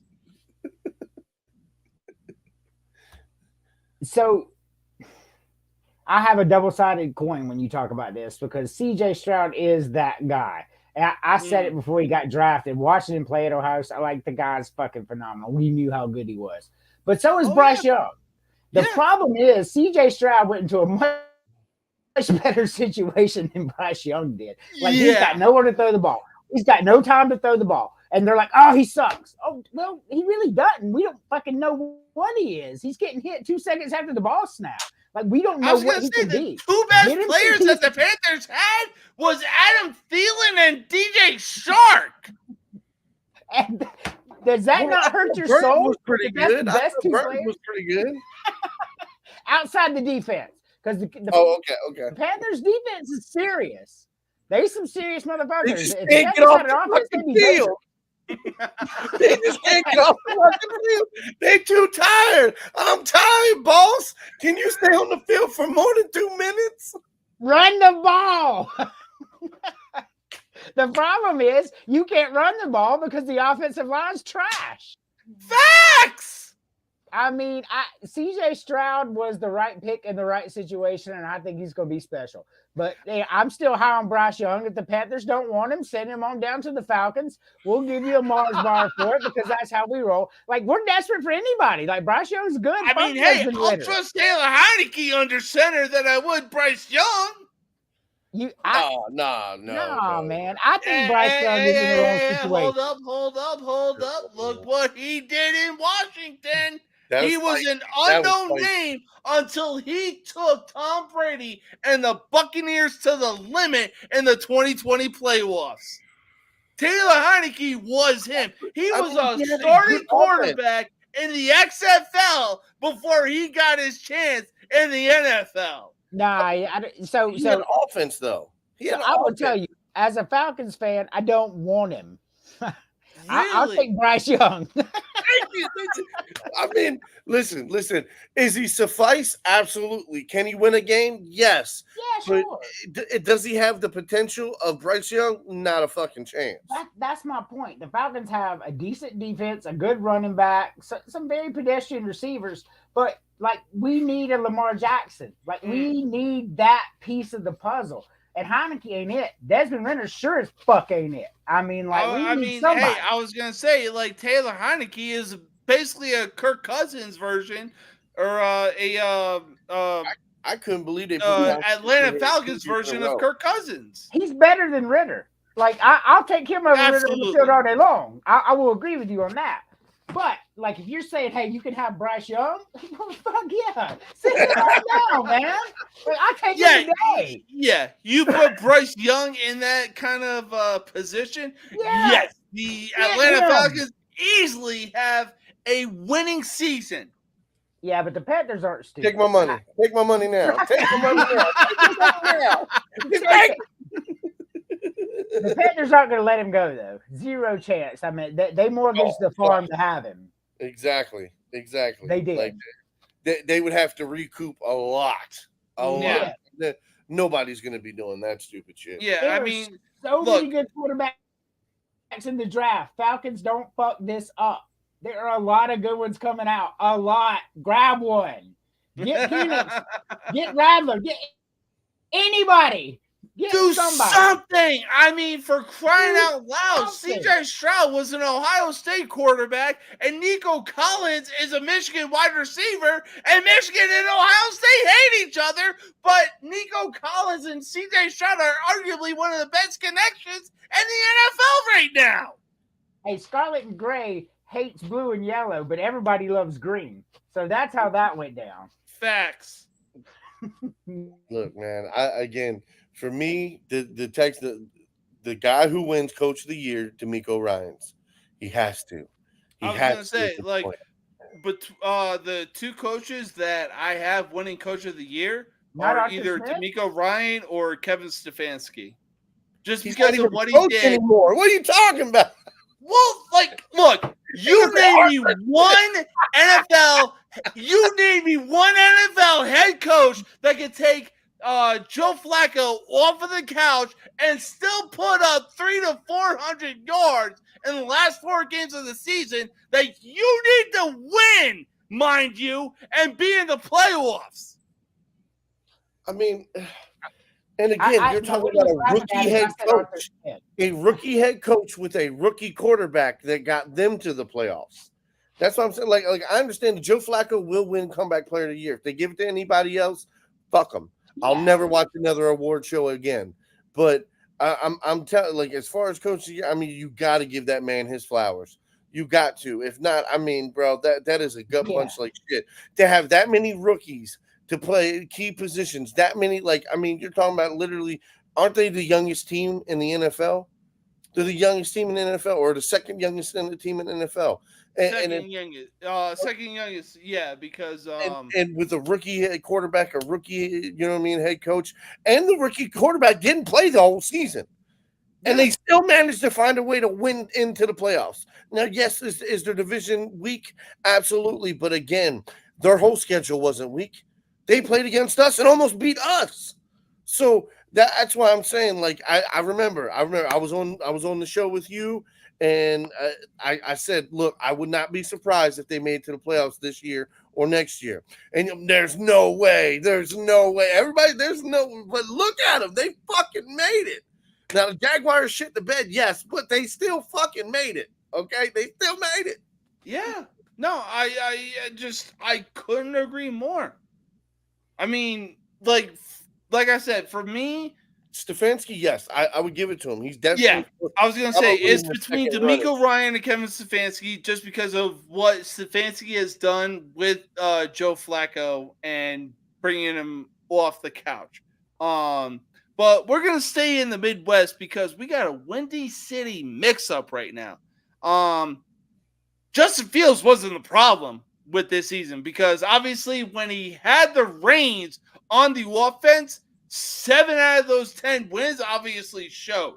The Bears fired their offensive coordinator and their wide receiver coach, but they're keeping Mr. Humberflube, who couldn't coach his way out of a wet paper bag, for crying out loud. If the Chicago Bears trade Justin Fields and draft Caleb Williams, does this show just how dysfunctional the Chicago Bears are? No. and I'll tell you why. Justin Fields is an amazing quarterback who could have a great career in the right situation. Chicago is not the right situation for Justin Fields because they don't treat him like he's the right situation.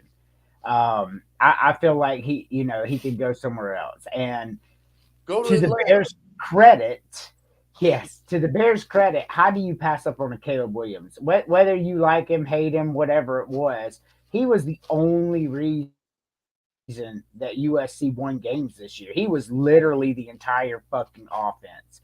He is a generational talent, and I think he's the next big thing. I think he's the next Lamar Jackson, Patrick Mahomes. I know you're shaking your head, but I've watched the guy play. I think he is. And, if you're Chicago, you're confident with Justin Fields going in the future if you're smart, because he's that good, right? Yeah. But if you pass on Caleb Williams and your fan base already talking shit about Justin Fields, and this motherfucker comes out and just goes gangbusters for another team, that's going to be the problem, right? But if you stay with Justin Fields, it's win-win either way. But if I'm a Falcons fan and I can have Caleb Williams or Justin Fields, I'm taking Caleb Williams. That's who I want going forward. That's just my opinion. I'd love to have Caleb Williams down in Atlanta, because right now he might as well be me out there throwing the fucking ball to people. I mean, that's true. That's true. It is. I mean, but the Falcons, what did we get? Is the first round out yet? I know the Bears have number 1 since the Panthers tanked, but thank you, Carolina. Number 4. You're either number 3 or number 4. Yeah. So I mean, we're going to get Caleb Williams or Michael Penix Jr. or Jaden Daniels. Those guys are going to be available for the Falcons. Those guys are going to be available. I mean, somebody has to take. You have to take a chance on one. You have to.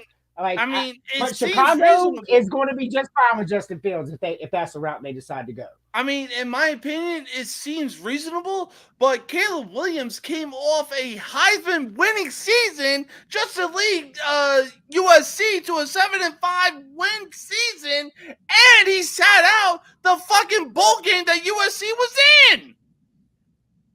Well, hold on. I just want to point out that if Caleb Williams doesn't play for USC, do they even win 5 games? No, they won 7 games this past year. I'm saying if Caleb Williams doesn't play for them, did they even win 5? Oh, yeah, no. Easily. No, they don't win 5. Easy. Lincoln Riley is a fraud. He's just like Jimbo Fisher. He is this generation's fraud, and he will be exposed just like Jimbo Fisher was. All right. That's fair. That is fair. That is fair. Just like Florida State trying to put a bunch of mercy. And by the way, remember when everybody was talking shit to me because I called Mike Norvell shady, and I got all these hate comments and messages? Florida State is now your probation for cheating. I've been saying this. That guy's shady as fuck. Bitches. Man, when I saw them get beat 63-3, a little piece of my heart got warm that day. And I hate Georgia. Oh my God. All right. But speaking of head coaches, man, there were quite a few of head coaches that got fired this season. Most notably, the Titans decided to part ways with Mike Vrabel. God only knows why. Because ever since he came into the Tennessee Titans, and with Ryan Tannehill under fucking center, still has some winning seasons, mind you. Unless they know something I don't, they're about to get a big name, that really doesn't make any sense. It doesn't. It doesn't. But I mean, who knows? Maybe they know something I don't. Maybe they're getting a head coach, and he's going to be a big name, and they've been waiting for it. But honestly, who the fuck wants to go to Tennessee? You got Mike Vrabel and some fucking Nashville even bullshit. Derrick Henry potentially played his last game in Tennessee. I don't know, man. Like I said, I don't get paid to make those decisions, but Mike Vrabel's a hell of a coach. He really is. I mean, Atlanta's available. There's a whole lot of teams that are available right now. Hang on, I took a picture of it this morning. If you guys were to get variable, bro, they need to get a quarterback. They 100% need a quarterback, a good quarterback. Don't just go fishing. Don't go fishing in the draft, motherfucker. Do your homework. Make sure you picking the one. Okay. If we get Vrabel and we have a top 3-4 pick, we're going to get one of the big dogs out of this draft, and development is going to be there. Well, I'm saying the right one. You need to make all of them look pretty. All of them might play okay now, but which one is going to be that one? Every draft there is one that stands above the rest, and that you know what I mean. And that's I was going to say you got the Redskins. I would say the Raiders, but Antonio Pierce really made a case winning games with Aiden O'Connell of all quarterbacks. But Yeah. in all fairness, the schedule lightened up for the Raiders in the second half of the season too. So it does seem, the competition lessened. So it does seem like they did so much better, but they didn't play as much competition. However, what happened with that quarterback, he didn't make mistakes, and that's why the Raiders won. And in the NFL, that's invaluable. And I think that's the point you were trying to make, because if you're out there and you're generating a whole game and you're not making mistakes, 90% of the time in the NFL, you win, because mistake-free football is how you win games. Yeah. But is he the guy going forward when the Raiders could have Jaden Daniels? No. No. man. I mean, I couldn't agree more. I mean, who was it? Jameer White. There was a running back that just had nearly 150 yards on the Kansas City Chiefs on Christmas Day. Oh yeah. You know who I'm talking about. I picked him up, and I think like week 15. I had him on my bench, right? And mind you, I got Josh Jacobs, right, in my fantasy.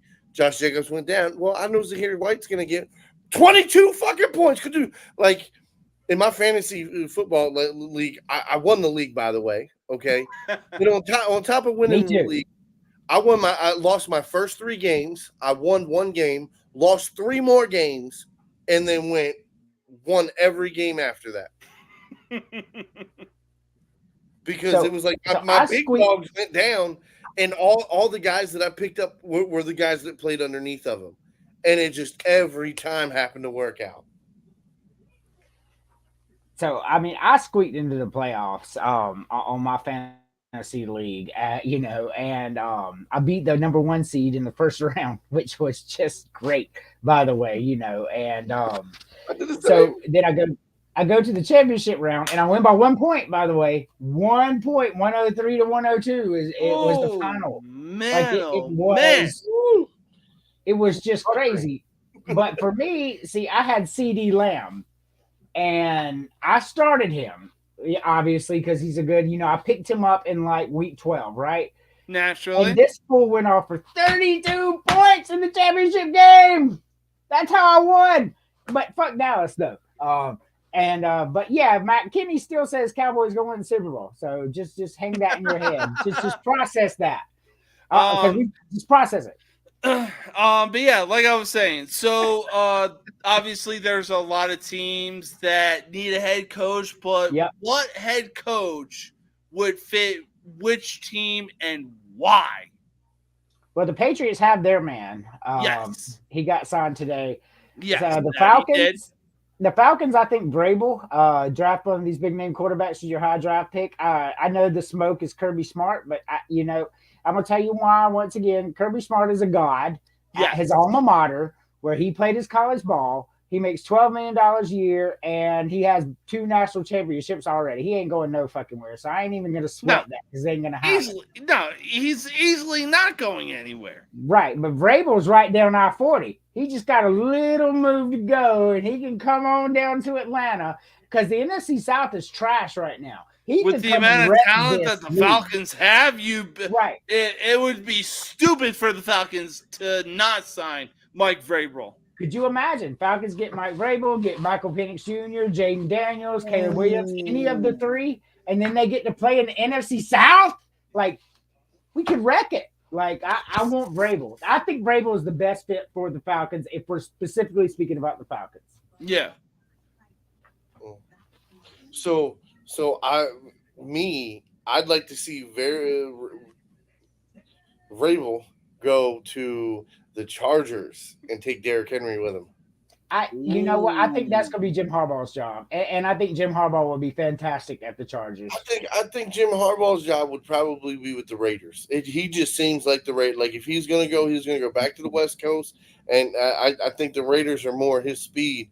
I don't see him going to the Chargers. I disagree. I don't think he can play for Davis. I don't think he can coach for Davis. That's like that Jerry Jones situation. But I think that the Chargers would give him more control, and he's obviously shown that he can run elite programs, right? I think he's You a better. want him to have more control. We see what happens under his control. Hey, if you ain't cheating, you ain't trying. That's Hey, the way I'm settle going down, to say Eddie Guerrero. Settle just saying. down. That's what I think. I think Harbaugh would be a good fit for the Chargers. I think Vrabel would be a good fit for the Chargers too. Vrabel would be a good fit any fucking where, honestly. Like you can plug look him what in. he did with Ryan Tannehill under center. Right. Like imagine what he could do with Caleb fucking Williams or Michael Penix Jr. Or even Justice Herbert for that matter. Yeah, man, that guy's good. Like I don't know why everybody shits on him. Like I'll take him in Atlanta too. It has to do with Brandon Staley. Brandon Staley and the Chargers wasted the best years of Justin Herbert's career. No. He's just getting a few of the best years. I wouldn't even say they wasted Phillip Rivers' career. Yeah, they did. But Phillip Rivers elite. Yeah. Well, a couple years he was. Not his whole about 4 or 5 years he was really elite, and they should have won when they did. That 1 year they had the best offense and best defense and bowed out in the second round of the playoffs. See ya. Yeah, no, for sure. I remember the 1 year fucking we beat them. It's the final drive of the motherfucking of the season, and Ray Lewis come right up the middle, bam, smack that motherfucker. No playoffs for y'all. Right. I remember that motherfucker. That was so you think Jim Harbaugh for the Raiders? I'm not saying that it wouldn't be successful. Oh no, he's going to be successful no matter where he goes. He's a football guy. He talks football. Correct. He leads football. Players love him. He is a fucking players coach. They all are. All the Harbaugh. John Harbaugh is the same as Jim Harbaugh. They're both player coaches. So, they are going to get the most out of their players. Now, are their schemes the best? Is their actual coaching the best? Is their in-game decisions always the best? No. But usually they try to have good people around them. My whole thing is Jim, I will give Jim more current success. Yes, Jim has had much more current success than John has. Now, yes, John won the Super Bowl against him.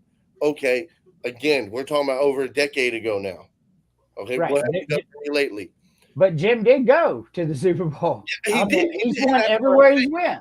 If you're looking at the things, they've both won championships. They both have made deep runs with both, but Jim has done it on both levels. Mm-hmm. Okay, now you're talking about like I said with John, he's won a Super Bowl. He's won a bunch of playoff games pre Ray Lewis retirement. Since Ray Lewis is retired, and I'm literally since Ray Lewis is retired, we've won 2 playoff games. Yeah. So I just want you to understand this. Like when a lot of people say, "Oh my God, he's easily top 3 coaches in the league," I beg to differ. He might be top 10. You might even be able to convince me top 5, but he's definitely not top 3. He's definitely not. Well, he's going to have to prove with wins and losses. But you said Harbaugh to the Raiders, which I think would be good. But I've got somebody who fits the Raiders so perfect if they can make that happen. Like his personality and his smugness just goes hand in hand, and that is Lincoln Riley. That's who I think would make a perfect figurehead for the Raiders. Yeah. Yep. If they want to keep doing what Raiders do. I mean, for me, it's a tough choice just because. Might as well sell tickets. It's a tough choice, mostly because Antonio Pierce said, I've been around since the NWA era, the LA Raiders era. He's trying to bring that Dan Campbell vibe to the Raiders, and I love it. Like I said, the dude won with Aiden O'Connell under center, and Devontae Adams was like, dude, teach me to Antonio Pierce.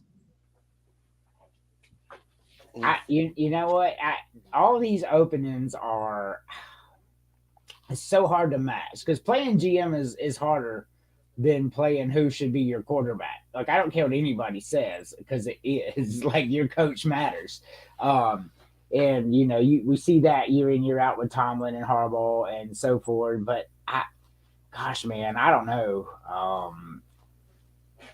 There's so many like Belichick's gone. He's 71. He ain't going nowhere else to coach. Saban's 72. He ain't going anywhere else to coach.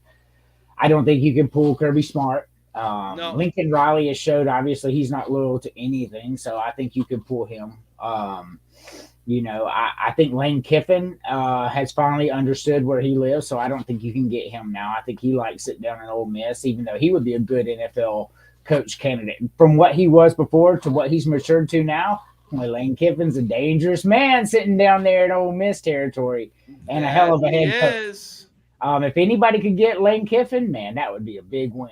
But I don't think he's going to go. But I think Lane Kiffin to the Raiders again, like if they could convince him to come again because he coached there before, I think they would be wildly successful. I think the guy's matured. I think he understands X's and O's, which is I think was his problem before because he would always sell it, because I love the dog in him. I love the dog in Lane Kiffin. But now he understands. But I don't think they can pull him. But man, I'd love to have Lane Kiffin as the Falcons coach. Man, I'll tell you, I'd take it. I would take it. Like we'd sell tickets. There'd be fun out there. He'd be talking shit to people. Like it would be great. Absolutely. So I just want to do two honorable mentions here, right? Mike McDonald, the Ravens defensive coordinator. I think he's going to get a couple interviews for a head coaching job. I think so too. Eric Bellamy, is he staying with the Redskins or Commanders, whatever, or is somebody else going to scoop his ass? There's so many questions here. There's something that's not right about that, though. This guy should have already had a head coaching job. And they keep saying that, he's not head coaching material. But at the end of the day, why? You know what I mean? Like, I don't understand why he would stay with the Commanders. Like, where does his career go up from staying with the Commanders? I'm with you. I think it's time he got a shot. And I think he would do just fine. Yeah, no. God, but see, I want him to go somewhere that has an offense. Like again, he's like another type of. I would love to see him with the Chargers, him with Justin Herbert, and the weapons that they have. I mean, yeah, I agree. And now they're gonna draft bro. Sign him a real DC. Yeah, I agree with you. I think that's the best one we put together so far. You put Bellamy with the Chargers, you get him a real defensive coordinator out there. I think we should make some noise. Eric Bieniemy with the Chargers? Yeah, head coach. Yeah, no, I could. Yeah. But now, mind you, what we're saying is he goes to get the actual defensive coordinator. He's got nothing to do with the defense. Right. Like he lets them run it. Yep. I mean, I think that would be dangerous because he is an offensive mind, and I look at what he did with Sam Howell. And those guys, he had a lot of good flashes with that offense. Yeah, he really did. I mean, granted, Ron Rivera was the head coach of that team, but man, oh man, when Sam Howell was on, he was on. And the Redskins had some fucking weapons too. You know what? As much as I don't like the guy, and he, like, as a head coach, fuck him. But as a defensive coordinator, Will Muschamp has got to go down as a top 3 college football defensive coordinator at all time. Because no matter where he's at, they win championships. Texas, LSU, Georgia. Like, he always fucking puts it down as a defensive coordinator. And I would like to see him go to the next level. I would like to see Eric and Muschamp in LA. Like, because he is the – I mean, like, if you look at it, has he ever not won as a defensive coordinator? Ever. No. He did it at Michigan State. He did it at LSU. He did it at Texas. And he's doing it now at Georgia with Mike Bobo, a fucking clown, as the offensive coordinator. Will Muschamp's keeping them in these games. I would love to see Muschamp as a DC at the next level. Okay, that's fair. That's fair. All right, so we're going to stick with football. Why? Because we got the wild card playoffs this weekend, baby. And if you like me, you can't wait. we talked about it last night on College Sports Villains. Man, oh man, Kenny, I hope you're sitting down, eyes peeled, and ears open, because whether you want to or not, let me talk to you. Okay. Oh.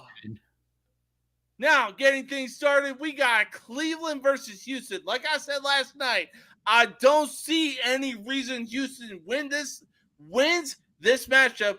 Why? Because Cleveland has a defense, and Joe Flacco has literally gone into the DeLorean and gone back to 2012. Agreed. Cleveland wins this game. However, interesting fact, since we talked last night, the spread has went from 3 to 1.5. And I'm not sure why. Probably because it's at Houston.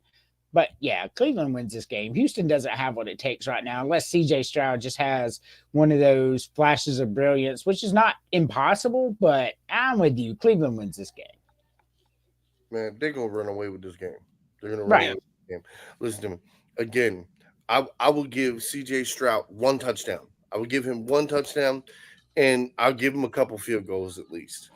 You know what I mean? But when you're talking like they're going to go down, because let's be honest here, you're going to have to put up over 20 points.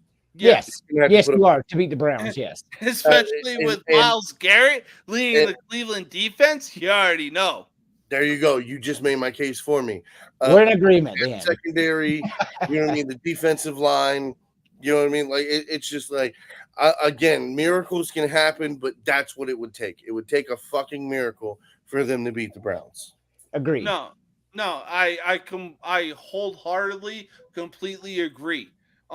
There's no way that granted, Houston had a hell of a season this year, especially with D'Amico Ryan being the head coach and Nico Collins or CJ Stroud and Nico Collins being arguably one of the best connections of this season. But with Myles Garrett leading the way on the Cleveland defense and Joe Flacco throwing up 300 to 400 yards since he came up off the couch, Cleveland wins this game easily. Yeah, they do. Houston doesn't have enough firepower to win a game like this. Football is a game of matchups. That's what it is. And it's the beautiful ballet that people don't see unless they're really into it like we are.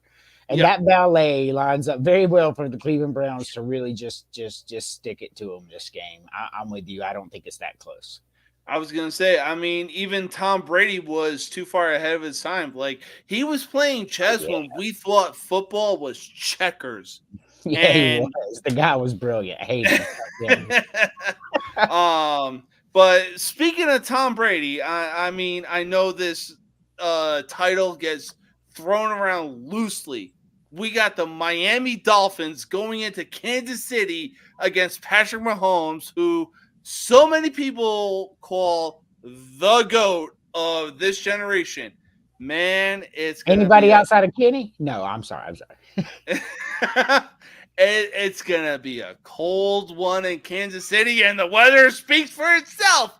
The highest it's going to be is 8 degrees, and the lowest it's going to be with a wind is going to be at least negative 30. There is no way Miami walks out of Arrowhead with a win. No. Give me Miami for the upset. Ooh. I'm taking Miami. Miami. So I'm taking the Chiefs.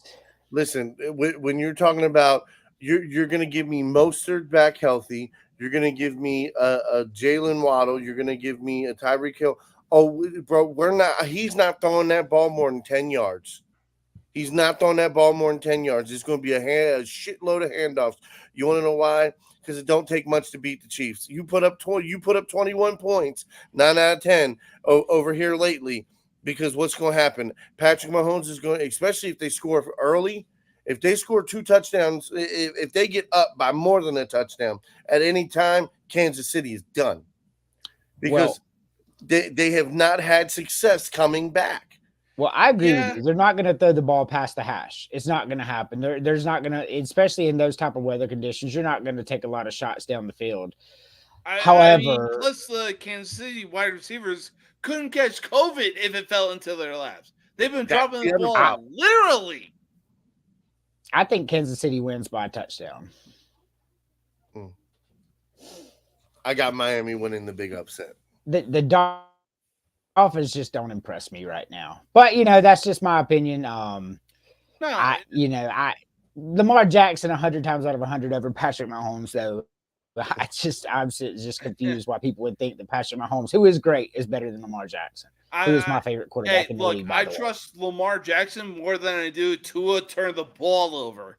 And that speaks volume. Yeah. All right, so Sunday, we got the Pittsburgh Steelers. God forbid they end the season with a losing record going into Buffalo. Never. So the spread is 9.5.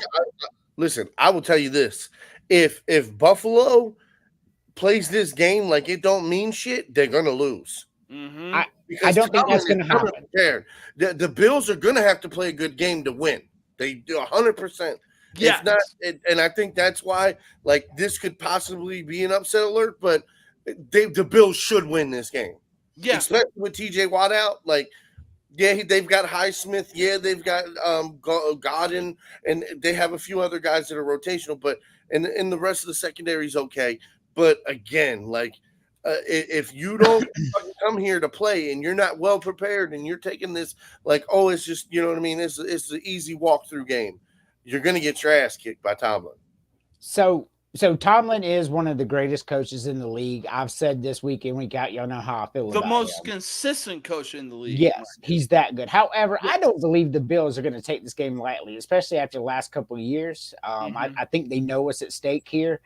And it just goes back to the Michigan versus Washington game. If you look at the positions, top to bottom, offense, defense, special teams, there's not a lot the Steelers can do to win this game, other than have the Bills make mistakes, like you said, not prepared. That's the only way Pittsburgh wins this game. And I don't think the Bills are going to let that happen. I just don't. I think the Bills are 9.5-point favorite for a reason. That's a very large spread in NFL, and I think they cover it. Yeah, no, for sure. Yeah, no, I mean, I think the only way that Pittsburgh wins this game is if Josh Allen does the one thing that he's been doing all season, and that's throwing interceptions or fumbling the ball or causing turnovers in any way possible.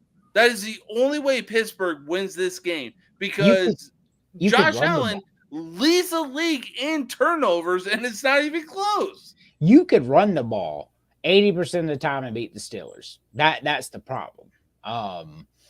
But you know what? I like Tomlin, and I root for him, even though I fucking hate the Steelers. But I like Tomlin, so I'm Tomlin. They win, but reality says that the Bills are a much better team. I mean, I was gonna say, even Mike Tomlin could do the same thing with Buffalo because he has Najee Harris in the backfield. Hey, look, Mike Tomlin, Atlanta's looking for a coach. If you're not appreciated there, come on down. Hey, Mike Tomlin. I'll trade you Harbaugh. You can take Harbaugh. We'll trade Super Bowl winning coaches. Okay, wink, wink. So take John Harbaugh over Arthur Smith. Yeah, okay. You can have Arthur Smith, and we'll take Harbaugh. No. I said Tomlin. When he say shit about no motherfucker Arthur Smith, that motherfucker. Listen. It's the funny shit I saw. I saw a fucking thing that had his picture on it, and it said this guy literally looks like a wizard came and turned a monkey into a human. Oh my!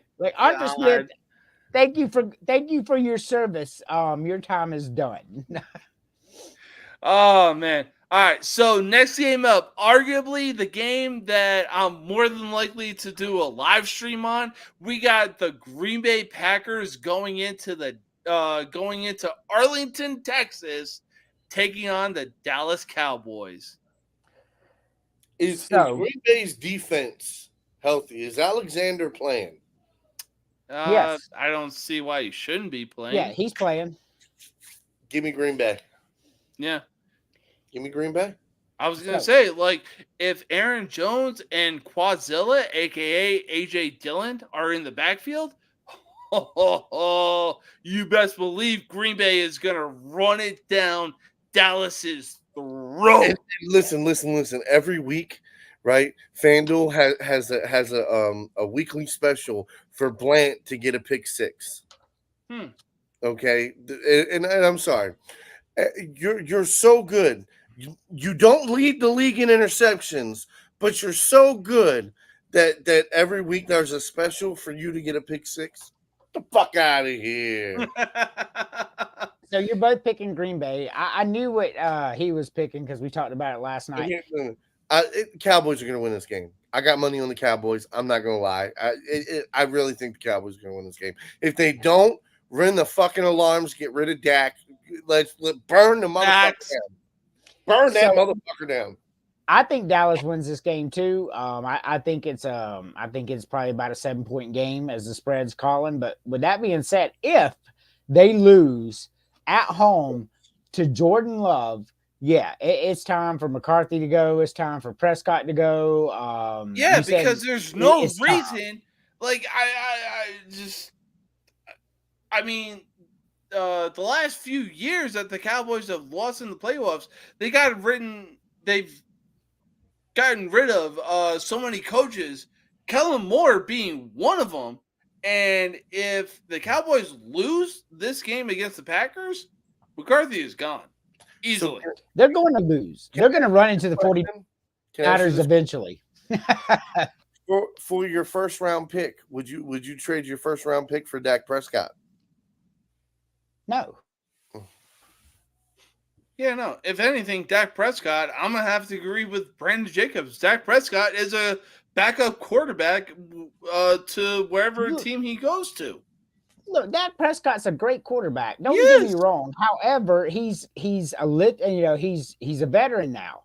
And he's got a mental trap in there, and I don't know what it is. So if you're a Falcons fan with the first round pick, like you just asked me, and you can have Dak Prescott and trade it away, or you can get fucking Michael Penix Jr., Caleb Williams, like Dak Prescott, they're just not going to sell tickets is the problem. Yeah. You know what I mean? Penix Jr. is going to sell tickets, and you're going to get as much productivity as you're going to get out of Prescott anyway. So if you're looking at this from the whole picture, ain't no fucking way I'm trading my first round pick for Dak fucking Prescott. Kick rocks. Well, okay. So I put it from the view is, the devil you know is better than the devil you don't. So if you can get a proven veteran, I'm gonna take a proven veteran over a rookie. No, I mean, when it comes to certain positions, quarterback, yes. No, for me. Because I know systems that would work with Dak Prescott. Okay, so you're right. Let's insert Dak Prescott into the Falcons system. What do we win any more games than we won this year? Yeah, for sure. You think so? For sure. I don't know about that. I don't think so. For sure. I mean, now again, look at your division. Look at the divisional games that you played. That you weren't in any of them.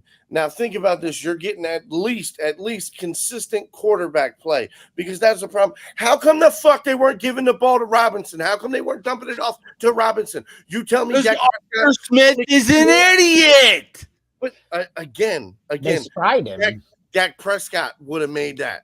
He'd have made an audible. You know what I'm saying? No, he wouldn't have. That ball to Robinson. No, he wouldn't have got that ball to Robinson. So this is where you and I are going to split on philosophies here. So I understand getting a proven veteran or whatever, but the only thing Dak Prescott's proven to me is he chokes. So I really don't want him in Atlanta. I don't want his presence there. I'm not saying he's a terrible quarterback. However, I'm willing to go with a Penix Jr. or a Daniels or a Caleb Williams and see where it takes it. Because one, you're going to sell tickets. And then you start selling tickets and you start making plays, then other players around the league want to play with you. That's how the NFL works. It's not like you go out and you recruit and all this. Like, people have to see. Not a lot of people want to play with Dak Prescott, right? Like, they've made that known. Something about him, they don't want to play with him. I don't know the guy personally, but it's over and over and over. People sound like playing with the guy, but out there, somebody like Michael Penix Jr., who could be like Lamar Jackson. Like, I think he's that fucking good. To pass up on Michael Penix Jr. to get Dak Prescott, I'm not willing to do that. Now, if I could get Dak Prescott over Desmond Ridder all fucking day long, give him to me, I'll take him. So that's where I'm at. I completely agree Dak Prescott makes us a better team, but going into the future and what we're trying to build, if we could get Michael Penix Jr., ain't no fucking way I'm passing on that. Yeah. No, couldn't agree more. I mean, on top of that, the NFL writers couldn't have made this playoff picture any better if they were given 1,000 It's so fun this year. I mean, we got Cleveland going into Houston. Deshaun Watson played for both teams. We got Tyreek Hill going into Kansas City. We got Green Bay, who has been 9-1 against the Cowboys in their last 10 matchups. And next game up, we got Matthew Stafford having a Detroit homecoming. So, we got the Los Angeles Rams going into Detroit to take on the Lions. The division champion Lions. Yes. Great season. First time in forever since Barry Sanders. And I love the story. I love it. 1993 since they've had a 12-win season. I love it. Like Detroit, I love it. But your fucking magical season ends in an upset when the Rams come into your house and beat you. Upset of the week. Rams beat the Lions. Matthew Stafford has a game, and that's how the Lions fantasy season ends. I'm taking the Lions. I think that the Detroit is going to win one for Detroit. Dan Campbell, like, bro, I'm sorry. I as much as like I want to be like, okay, yeah, the Rams could do it. No, I'm telling you, they don't have enough on defense to stop Goff. They just don't. Their defense is not what it was. And I mean, Matthew Stafford can get 350 yards in garbage time. It don't matter. It don't matter because the whole thing. Like, he was able to put up 400 yards with Megatron. The Lions defense cannot hold the stretch of field for a very long time, but they've been good near the red zone. Football so if you're giving up field goals and not points, that's what counts. Who scores those points? So Detroit had a problem. They only lost 5 games this year, but they had a problem during those 5 losses to where those teams that beat them controlled the clock, right? That's how they beat them. So that's what the Rams do very well. And that's why I love football, because it's the magical chess game. And I think the Rams can put together controlling time of possession, which is what they've done all season long. And they can shorten the game, which is what's going to have to happen to beat a team like Detroit, right? You're going to have to shorten the game. Like, you're not going to be able to beat them in a blowout, a shootout. Like, it's just not going to happen. So, plus, I mean, Detroit has Dan Campbell, who really looks like he's keeping bang energy. He's the sole person that's keeping bang energy in business right now. Right. I just think the Rams control the clock. That's what they've done all season long, and that's what Detroit has problems against. And I think somehow they come in and out and they squeak out a win. Now, if Detroit wins the game 28-10, would I be surprised? No, because they have to control the clock to win this game. So I'm not going to be surprised either way. However, this is my upset pick of the week, and I think the Rams stretch the clock, and I think they win on a field goal. Fair enough. I'm not gonna lie. I have a couple parlays where I do have the Rams winning. I ain't gonna lie there, but it's a scary game for the Lions. In my gut, it really is. In my gut, though, I feel like it's going to be like 21-23. Hey, look, I'm cheering for the Lions. I love Barry Sanders as a kid. I love watching them on Thanksgiving. So I like the Lions way better than the Rams. So I'm hoping that they win. But my scientific football mind is just like I'm reading these stats. I'm looking at time possession. I'm looking at the games the Lions lost, and like they could really, Sean McVay could put this together to get this win. Will he? Who knows? That's just where I'm at. But you know what? Go Lions. Yeah, I mean, on top of that, the Rams. Come on, Aiden Hutchinson. Don't let him pass the line, baby. That's right. I was gonna say, on top of that, the Rams got no worries, aka Puka Nacua. Why? Because it means no worries. He's good. And listen, it is a fucking shame, bro. It is a fucking shame. Any other goddamn year, Puka Nacua would have fucking offensive rookie of the year locked the fuck up. Absolutely. Yep, he would. Yep. But shit happens. Absolutely. So anyway, that's just my upset pick of the week. So the next one that you're about to say is probably the most interesting game of the week, and I can't wait to talk about it. I can't. I was. You couldn't hit the nail on the head anymore if you tried, because Monday night we got Philadelphia going into Tampa Bay to take on the Buccaneers. This is going to be a matchup to watch. Yes, this is going to be a slow grinding football game. Yes, my kind of game. Absolutely. I made a bet. I made a bet this morning that said that was there going to be one game this weekend that had no touchdowns in it, and I bet yes, there's going to be one game. And it's going to be the fucking Eagles versus the Buccaneers. Whoever can score the most field goals wins. If I had to bet on a game that would have no touchdowns, it would be that one. But I do think a touchdown is scored in this game. But I do think it's going to be close. So yes, Tampa Bay gets the home field advantage from winning the division, which I am a fan of. They should. Mm-hmm. You win your division, you should get rewarded, regardless what your record is, regardless how shitty your division is, because you've won it, right? But with that being said, I like Baker Mayfield. I like what the Bucs have put together, and I think they had a good season. With that being said, the Eagles are going to come in to Tampa Bay and take the W. I don't think it's even – I'm looking at it like a 17-9 game. I'm with you. I don't think there's going to be a lot of points scored, but I think the Eagles get it done. I think, once again, like we talked about earlier, top to bottom, offense, defense, special teams, and even coaching, I think the Eagles have an advantage in. And I think that's going to pay dividends with a close game, 7-8 point game. Give me the Eagles in a close one. So of course I'm taking the Eagles. I definitely think it's going to be a close game. I think it's going to be within 7. I just like for this game, both of these offenses have barely been able to crawl down the goddamn field. And both of these defenses are just good enough, but just suspect enough to where maybe they do, maybe they don't. And that's why it's just like, if the defenses are hot, it's just going to be a defensive game. If the defenses are cold, then it's just going to be a shitty fucking game. You know what? Absolutely. The game's going to be fourth quarter with a Baker Mayfield interception. That's just the way I see it going down. I mean, hey, for sure, fuck Baker Mayfield. I'd love to see his season end on a fucking interception, because that motherfucker. Anytime I bet him for a touchdown, they did not get a fuck. He couldn't throw for one fucking touchdown. One touchdown, you ruined a fucking $10,000 parlay because you couldn't throw one fucking touchdown against the Panthers of all teams. Now, statistically, the Buccaneers were actually beating the Panthers, but the score said otherwise. I mean, we lost to the Panthers. Like, it makes me sick. That's the game that did in Arthur Smith right there.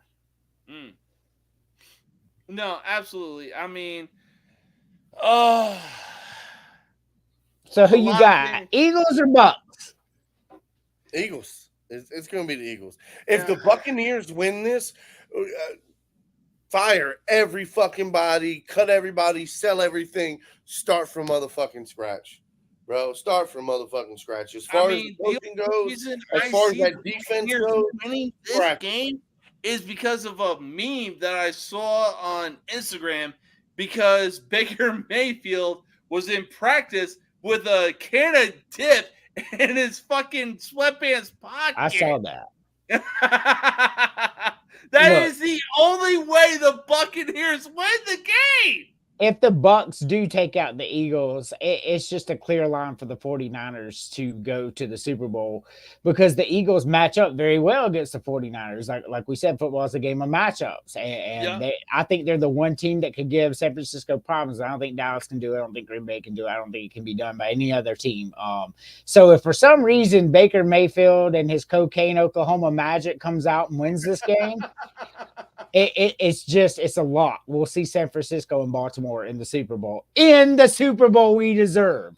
Yes, absolutely. A Super Bowl matchup between the 49ers and the Ravens. I love it. Lamar Couldn't agree Jackson. more. For me, like I said, I'd much rather play the Lions or somebody else. Yeah, me too. I mean, I just there's no point in us beating the shit out of San Francisco again. So you know what they say? It's really hard to beat a team, but it's almost impossible to beat a team twice.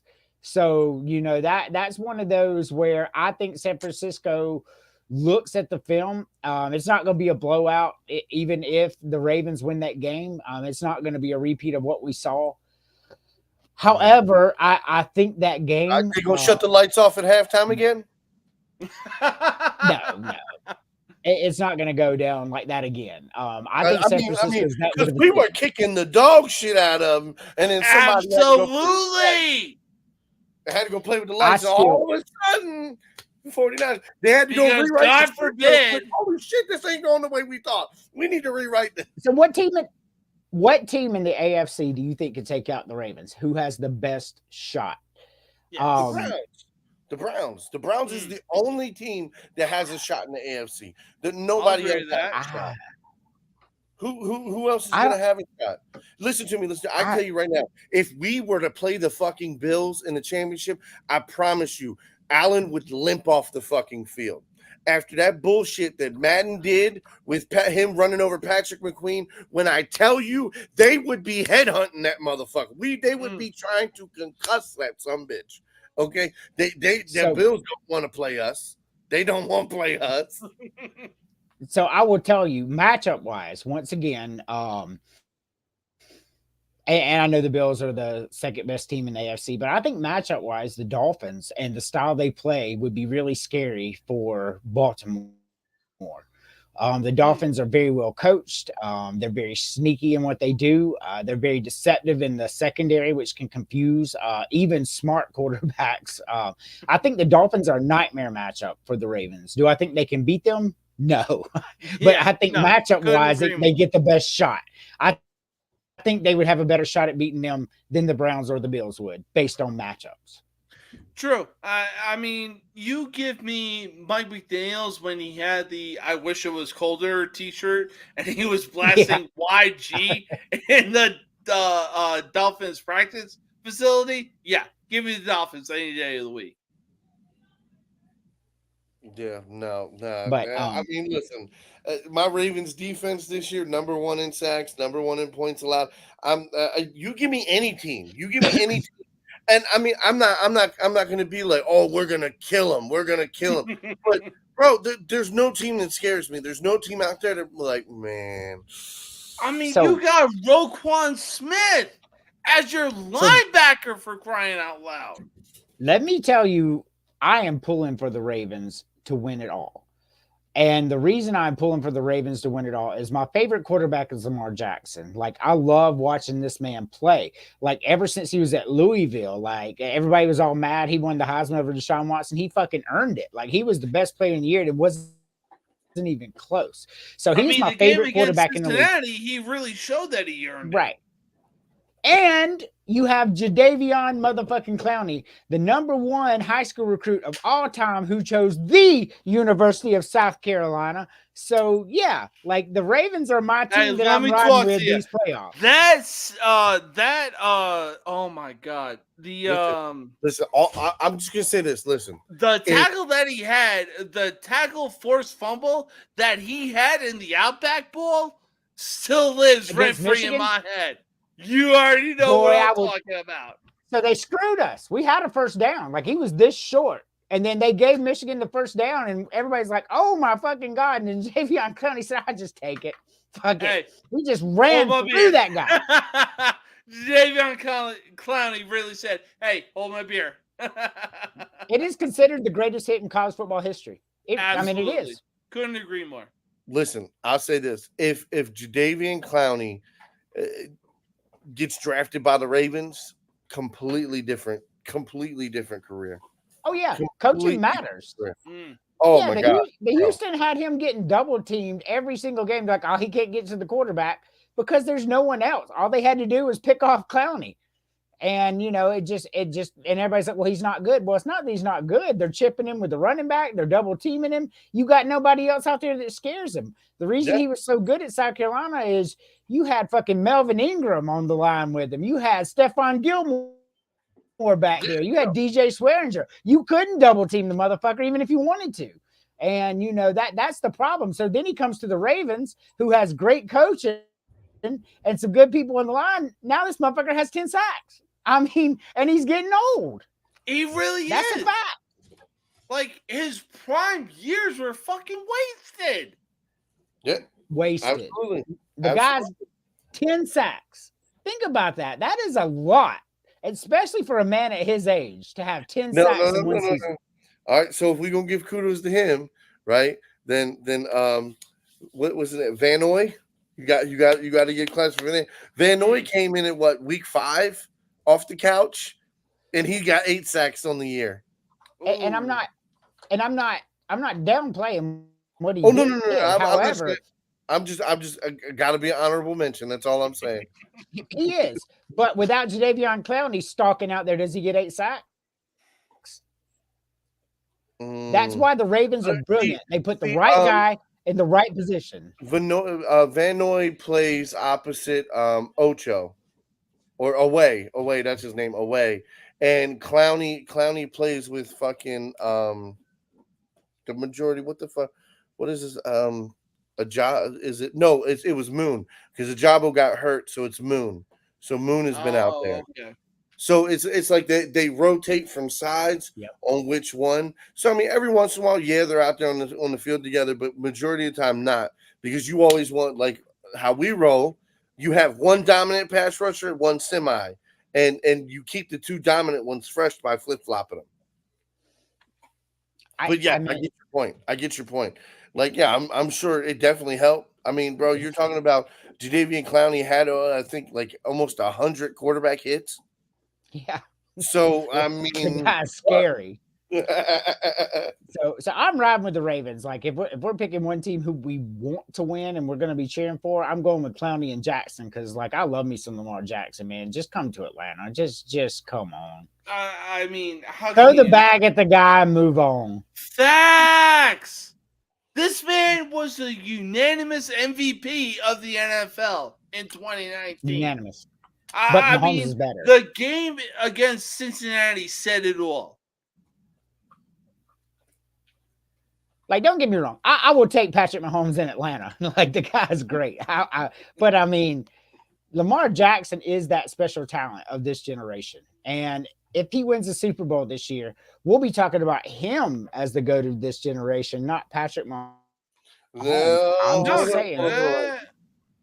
Listen, for me to be in MVP. Listen, to be in the GOAT conversation, you got to win at least 3. You got to win 3. If you don't win 3, because I mean, let's be honest here. You know what I mean? Like, Tom Brady had a head start on a lot of people, but Tom Brady won 3 before he really started getting in that upper echelon. And like, you want to like Patrick Mahomes got a head start on Lamar. So that's but why nobody knew who Tom Brady was. Yeah, he had Andy fucking Reid. Was the third one. I mean, he had Andy Reid. That, like, the people, he is the most underrated coach like I've ever seen. Like, the guy went to the Eagles and should have won a couple Super Bowls with Donovan McNabb. I mean, like, those teams were great. And then he comes over there. He got paid to throw that fucking game. I don't give a shit what nobody says. I don't give a shit. Somebody got paid. He threw that motherfucker. They paid him to throw that motherfucker. The Super Bowl. D. McNabb. Bro, how do you know that there's no receiver? Your guy ain't nowhere near where the fuck you threw that ball. You threw a motherfucking interception. Terrell Owens was your best receiver. The game should have been easily won. Won. And all of a sudden you throw a fucking wide open pick. Not only that, you had Deuce Staley getting 100 yards a game in the backfield too. So you had the running game clicking. You had Donovan McNabb. You had trash. But it is what it is. I'm not an Eagles fan, so I really don't give a shit. I just really followed them. I Mike Donovan now, one of my favorite quarterbacks. But Deuce My brother Staley was was. a Gamecock boy. And I love watching him play because I love my Gamecocks and I follow them in the NFL. So I was really Wait, Deuce into the Staley went to Eagles at South that time. Carolina? Yes. Wow. Okay. The more you know. Yep. I watched him play in college live. I'm old, man. I'm telling you. Hey, again, the more you know. He sure did. Yep, Deuce Staley, man. I used to that stadium. All you'd hear is Deuce, like it was loud. He was the man. Yeah, that's fair. That's fair.